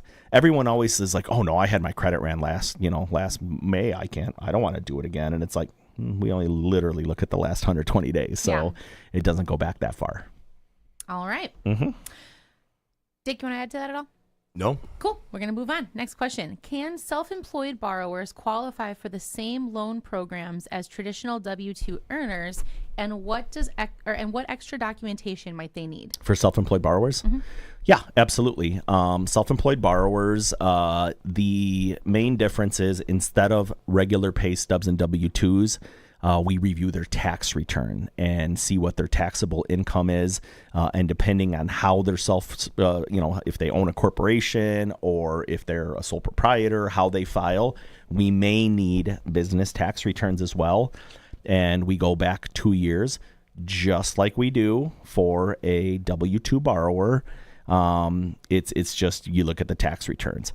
And just a rule of thumb, we don't look at what your gross is, we look at what your after your expenses is. So important to remember that. So if you are self-employed and are in the habit of writing off all of your income so that you pay Uncle Sam very little, that's what your lender's going to have to go off of. Yeah, and there's no choice. It's not like a preference. It's not like you guys just prefer to go off of that. Like those are guidelines that you have to adhere to. Correct. That's so even if someone's like, but look at all the money I actually have. Right. And so now there are programs for different programs for people like that. There are different programs where we look at bank statements for deposits. That's going to require more money down and be a higher interest rate because now you're dealing with investors. But your traditional Fannie, Freddie, FHA, VA, government-insured loans are going to look at the most recent 2 years of tax returns. There are occasions where we only need 1 year of tax returns, and that saved our butts in the past. If someone had a bad 2023 and a good 2024, we run it through the system. It says we only need 1 year. Now I don't have to take an average because that's the other part. Typically, we have to take a 2-year average of your income. And if it's declining, we take the worst case scenario. Not my rules, not our rules. Everyone does it the same way. And it's really, really our system, the systems that are in place now are pretty foolproof. When I first started, we had to pour through pages of tax returns and put everything in a spreadsheet. Now I literally take the tax return and submit it to a system, and the system comes back with the income and guarantees it. So it's accurate 100%. Yeah. Wow. Well, hold on. So occasionally people, you can tweak it. And generally people that fill out their own taxes make a lot of mistakes. Oh, sure, yeah. And they don't make sense, right? So the system gets, I have one right now where the system's super confused on why did this guy do it this way? And he's just like, oh, well, I just thought that's how you do it, right? Because you fill it out yourself. And it's like, he made a big mistake. And so it's like now the system's asking for, a letter of explanation. And so anyways, it's not 100% foolproof, but in general, I put it in and it adds back depreciation and all the things we could add back to give you more income. It's a pretty awesome system. Nice. One last thing about that. If you were, let's say, self-employed for the last 10 years, and last month you finally are like, you know what, I'm done. I sell my business. I'm done. I'm going back to work for a regular company. Sure. you only need to be on the job 30 days, and we're good. All right. If you're going from self-employed to W-2. If you're W-2 for the last 10 years and you decide last month, I'm going to start a business, and you come to buy a house, the 2 years is from the time you were self-employed. Mm-hmm. So very, very, very different. Yes. Yeah. So going from self-employed to W-2 right away. Golden. Going from W-2 to self-employed, you'll need a 2-year history of showing self-employment income. Interesting. Mm-hmm. All right. Yep. Now, is that true? If you're a business owner and you're towards the end of that chapter of your life, but the business wasn't going super great, but then you switch over to a W-2 job that's pretty secure as far as the pay goes, that's okay. It doesn't matter. Okay. Absolutely. That's super interesting. Awesome. All right. We're going to move on to the next question. Let's make this the last one. We're running out of time. Got it. Okay. Sorry. Don't be. It's useful. We just love talking, okay? All right. If I already have an FHA loan, is it worthwhile to refinance into a conventional loan, and what factors should I consider first? Payment. There's a variety of reasons to refinance, whether it's reducing your payment, taking cash out to pay stuff off. But typically the benefit is going to be to reduce your payment, reduce your interest, get rid of PMI. So you could kind of kill a lot of those birds with one stone by refinancing if the value has gone up and rates are lower. But yeah, ideally getting rid of PMI, because remember, FHA, the PMI stays forever. So if you've got a 7% FHA rate plus 0.55%, which is a factor that the government requires, you're at 7.55. If rates go to 5.5 with no PMI, you're saving 2%. So yeah, ideally in a situation like that, you would want to refinance. The other thing that we've talked about, taking cash out, if you have a lot of debt and things are kind of getting out of hand, yeah, the value of homes has gone up a ton over the last couple of years, and it could be a good opportunity for you to tap into your equity by refinancing, combining everything into one payment, and getting rid of some of that higher interest, credit card debt, revolving debt, installment debt, whatever. So yeah, absolutely. It could make sense to talk to your lender, and it might make sense for you to do that. All right. Well, that was awesome. Yeah. Thank you. Thank you. Okay, last month we started something a little bit new and interesting. I think we started this segment called Unlocking the Mysteries of Lake County, and this started from a news story about someone who had claimed to be the shooter in the JFK assassination, and following his story through our backyard here in Round Lake Beach. And then the following week we talked about the Fox Lake Massacre, and it was interesting. And so we're going to keep it going, and a little bit of research, we found quite a bit of horror stories, some mob stories, some spooky ghost stories happening throughout the county, and specifically Northwest Lake County.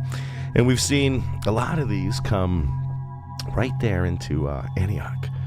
So this week, we're going to pull back the curtain on one of Antioch's most intriguing landmarks, the PM&L Theater. And is it simply a cherished community arts venue, or does it have a paranormal cast of characters waiting in the wings? We're going to find out. To tell the story of the PM&L Theater, we have to go way back to its origins as a vaudeville venue, the Crystal Theater. In the early 20th century, Antioch's Main Street was bustling, and this little theater was a hub for live entertainment. Vaudeville acts brought laughter, drama, and music to the stage, captivating audiences from near and far. But this wasn't just any small-town theater. It sat at the crossroads of a shadowy Prohibition-era underworld. With Lake County's proximity to Chicago, figures like Al Capone, Bugs Moran were known to frequent the area. The chain of lakes became a haven for mobsters who used its secluded waterways for bootlegging and clandestine meetings. It's rumored that members of the Chicago outfit, and even their rivals, attended vaudeville shows at venues like the PM&L Theater during their stays in Antioch and nearby resort towns. After all, Capone's reputed hideaway is just a short drive away on Lake Bluff. Imagine these notorious gangsters blending into the audience, enjoying a comedic skit or a dramatic act while plotting their next move. Fast forward to 1960 when a group of passionate locals founded the Palette Mask and Lyre, Inc. The nonprofit organization breathed new life into the old theater, turning it into the PMNL theater we know today. Over the years, the theater has become a cultural cornerstone, hosting plays, musicals, and community events. Yet, while the building thrived as a performance space, whispers of ghostly encounters began to emerge. One of the most famous apparitions is that of a young girl, often described as wearing period clothing. She's been seen wandering the stage and auditorium, her figure faint but unmistakable. Some say she's tied to the building's vaudeville days, perhaps a performer who never left the spotlight. Could her spirit have been drawn to the energy of those tumultuous times when crime and culture intermingled? Then there are the mysterious sounds. Staff and volunteers report hearing disembodied voices, footsteps echoing in empty hallways, and even the occasional burst of laughter when no one else is around. Lights flicker, props go missing, and cold spots chill the air backstage. One longtime volunteer swears they felt a hand on their shoulder, only to turn and find no one there. The theater's long history leaves plenty of room for speculation. Could these spirits be tied to past performances, lingering energies from the vaudeville area, or even the mobsters who once mingled into the crowd? Or are they simply the imaginations of those working late into the night? Whatever the cause, these stories persist, adding an undeniable layer of mystique to this cherished venue. Make sure to check out the PMNL Theater next time they have a show, and just see and listen and see if you can find any spirits of the days of yesteryear lingering around. Thanks for joining us on another installment of Unlocking the Mysteries of Lake County. I hope you enjoyed it. Okay, a little bit cheesy, but what do you guys think? Do you guys believe in ghosts? We've talked about this. Personally, do I believe in spooky ghosts? No, but I'm very open to a lot of possibilities. How about you? No.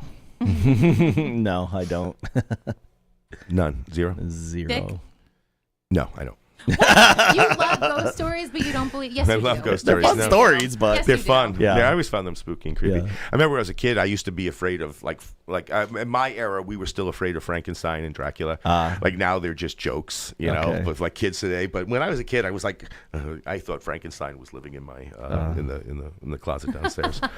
I was terrified of serial killers because my parents, we would watch America's Most Wanted, and they always had, have you seen this, hitchhiker? And oh, sure, yeah. I was always terrified, but never ghosts and things like that. The concept of ghosts don't scare me though. Yeah. I'm open to the possibility of a lot of that kind of woo-woo stuff being true, but it doesn't scare me. You know what's weird? It's kind of freaking me out a little bit lately. There just seems to be more and more talk of otherworldly phenomenon happening on Earth. I love it. I'm into it. Yeah? I love it. That scares you? It scares me that it's becoming such a mainstream topic. Why? Well, I don't know. So do you ever watch The Ancient Aliens? I'm familiar with it. Okay. You never seen Ancient Aliens? No, I don't With the think guy so. with the crazy hair? the It's History aliens. Channel? No, yeah. It's kind of cool. Yeah. No? Okay. No. It's interesting. Okay. And there's people on all sides of this, those who swear nothing is possible, from a kind of a UFO kind of alien perspective. Sure. And people who swear all day long that, aliens are the ones who actually started us here on Earth, right? This Sure. but we're starting to see these conversations in the very mainstream and particularly scientific world. I don't know about that. We'll talk, but particularly as they relate to, especially in the news with these drones. Yes. Yeah, right. But even conversations at the highest levels, I haven't seen any scientific talk about it. Have you? Shows up on my TikTok feed. I mean, they're all interesting stories. Yeah. I don't know how I feel about it. I guess I'm someone who doesn't believe in. Carl Sagan, I remember. Do you know who Carl Sagan is? I don't. Carl Sagan was an astrophysicist, just similar to Neil deGrasse Tyson, Okay. right? Going back, he was very, he was like the celebrity scientist of the 70s. Okay. He was always on Carson. He came out. He had a. Oh, I don't know who you're talking he did about. a thing, a brilliant video series called Cosmos. If you haven't seen it, I recommend it. Yes, there's some things that have been updated since they were first recorded back then, but very interesting. And the way he put it, he said the chance of an alien civilization, intelligent alien civilization existing is almost assured. Sure. Because the cosmos are just so incredibly large. We have billions upon billions of galaxies. And then just the mere aspect of probability says they're out there. Right. But the universe is 14 billion years old. And what are the chances that during their lifetimes, coinciding with our lifetimes, at the exact same time when we're here able to technologically receive the message. Right. What are the chances of that? And if you're a math person, you find out that that number is infinitesimally small. Infinitesimally, whatever. Small.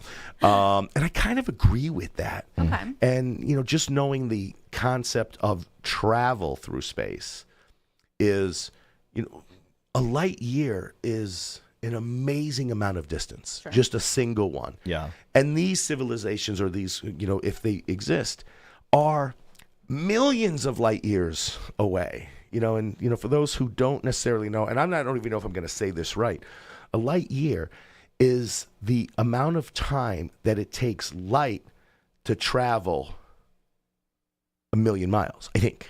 I could be wrong about that. So just imagine, light is the fastest thing we know. And it's how long it takes that photon to travel 1,000,000 miles. That's 1 light year. And imagine these other civilizations are multiple, if not thousands, millions of light years away. What are the chances of the travel being possible? I just don't see it. I don't believe it. So why does all that talk scare you then? It scares me that it's becoming part of the common zeitgeist, I guess. Yeah, see, and I look at because you it. think it'll lead to Scaring people. I think it could be used to scare people into doing things and thinking things that they shouldn't. And I don't know. For me, I get I believe what my eyes tell me and what I see. You're a man of faith. Right. So I believe there's a spiritual realm and a physical realm. Right. Clearly. But I just think that all this stuff that's going on with, the drones and all of that. And I think there could be explanations that, it's easier to say, oh, those are, otherworldly than what they really are or what they're really looking for, or they don't want to tell us what they really are. Yeah. It's like, oh yeah, those are just, and I feel like people can kind of do that sometimes.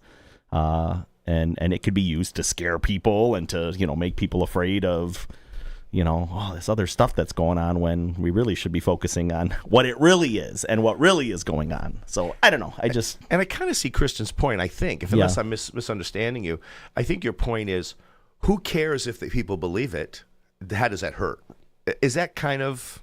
There wasn't a point. I just genuinely wanted to understand where your fear was coming from. Gotcha. Okay. Because with any fear, there's at the root of a fear is what is the outcome that you're worried about happening, right? So I was curious where that fear was coming from. The fear is in the idea of people letting go of what reality and common sense truly are. And again, I'm not so arrogant to say that I'm right.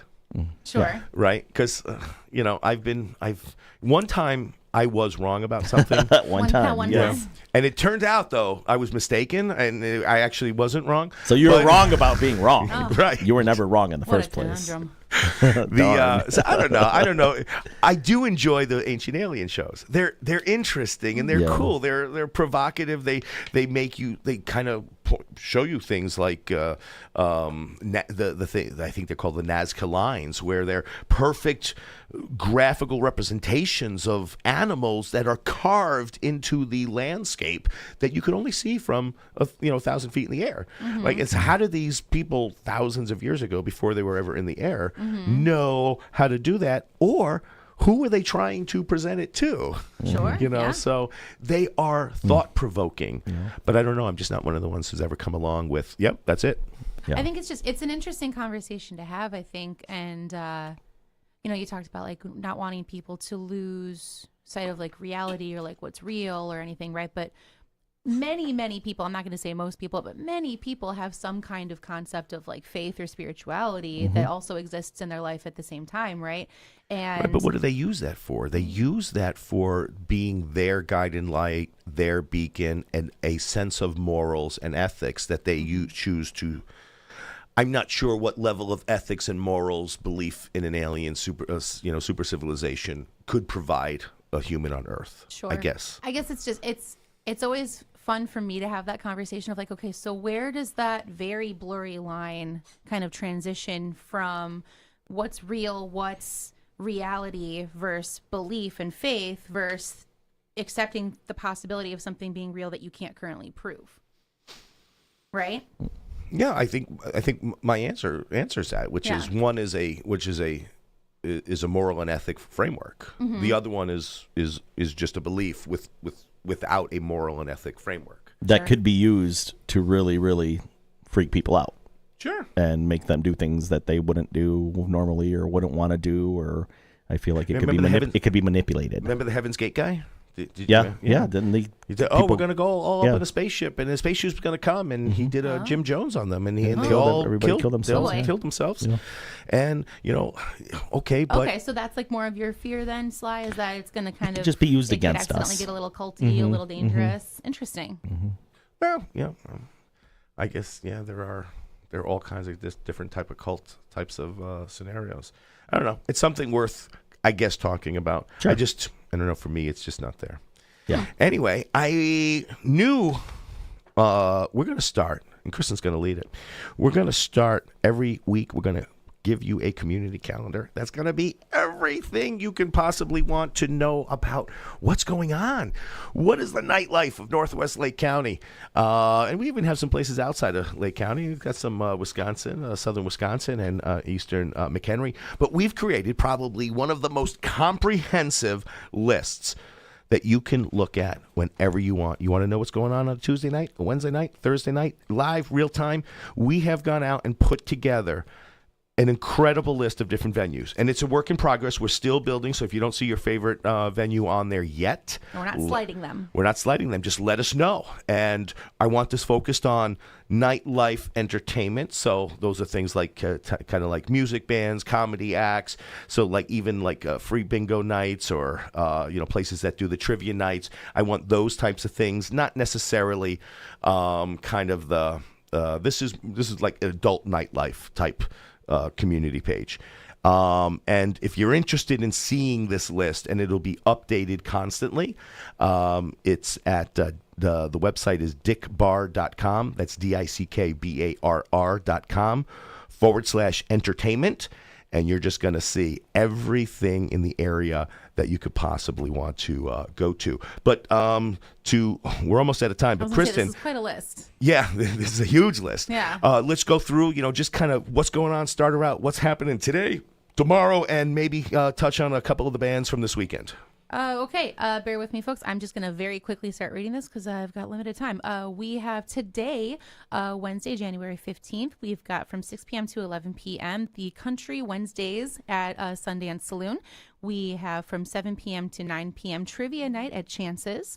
We also have... It's Chance's in Lindenhurst, by the way. Yep.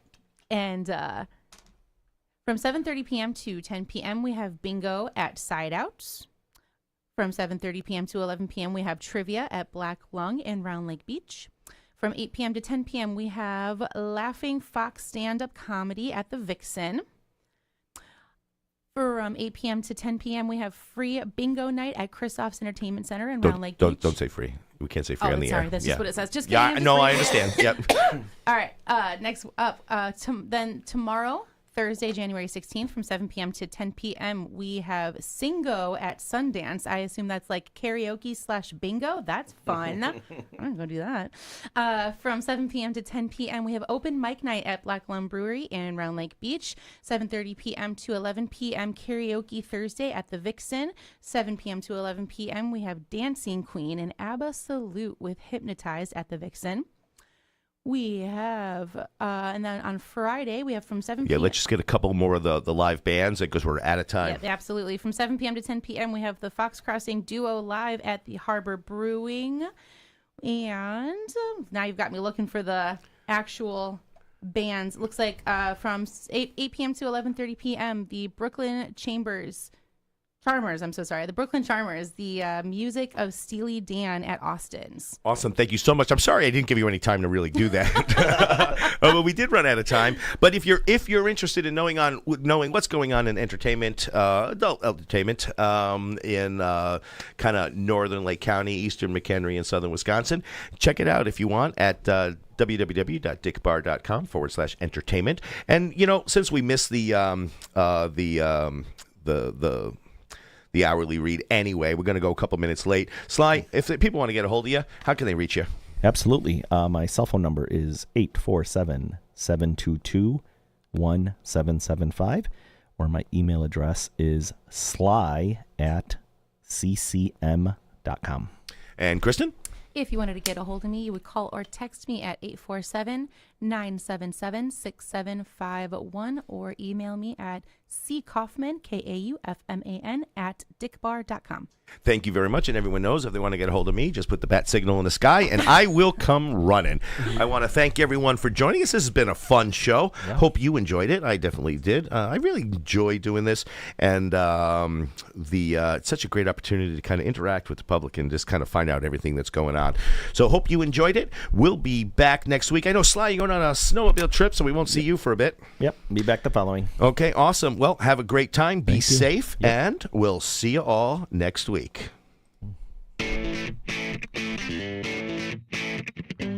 That's a wrap on today's episode of Unlocking Lake County with Dick Barr. Thank you for joining us on this journey through the heart of our community, exploring the ins and outs of real estate and meeting the people who make Lake County truly remarkable. Remember, every property has a story, and every community member holds a key to unlocking our county's full potential. Don't miss out on discovering more hidden gems and expert insights. Make sure to tune in every Wednesday at 12 noon for another episode of Unlocking Lake County with Dick Barr. Until then, keep exploring, keep dreaming, and keep unlocking the possibilities that await you in Lake County. Thank you for listening, and see you next week.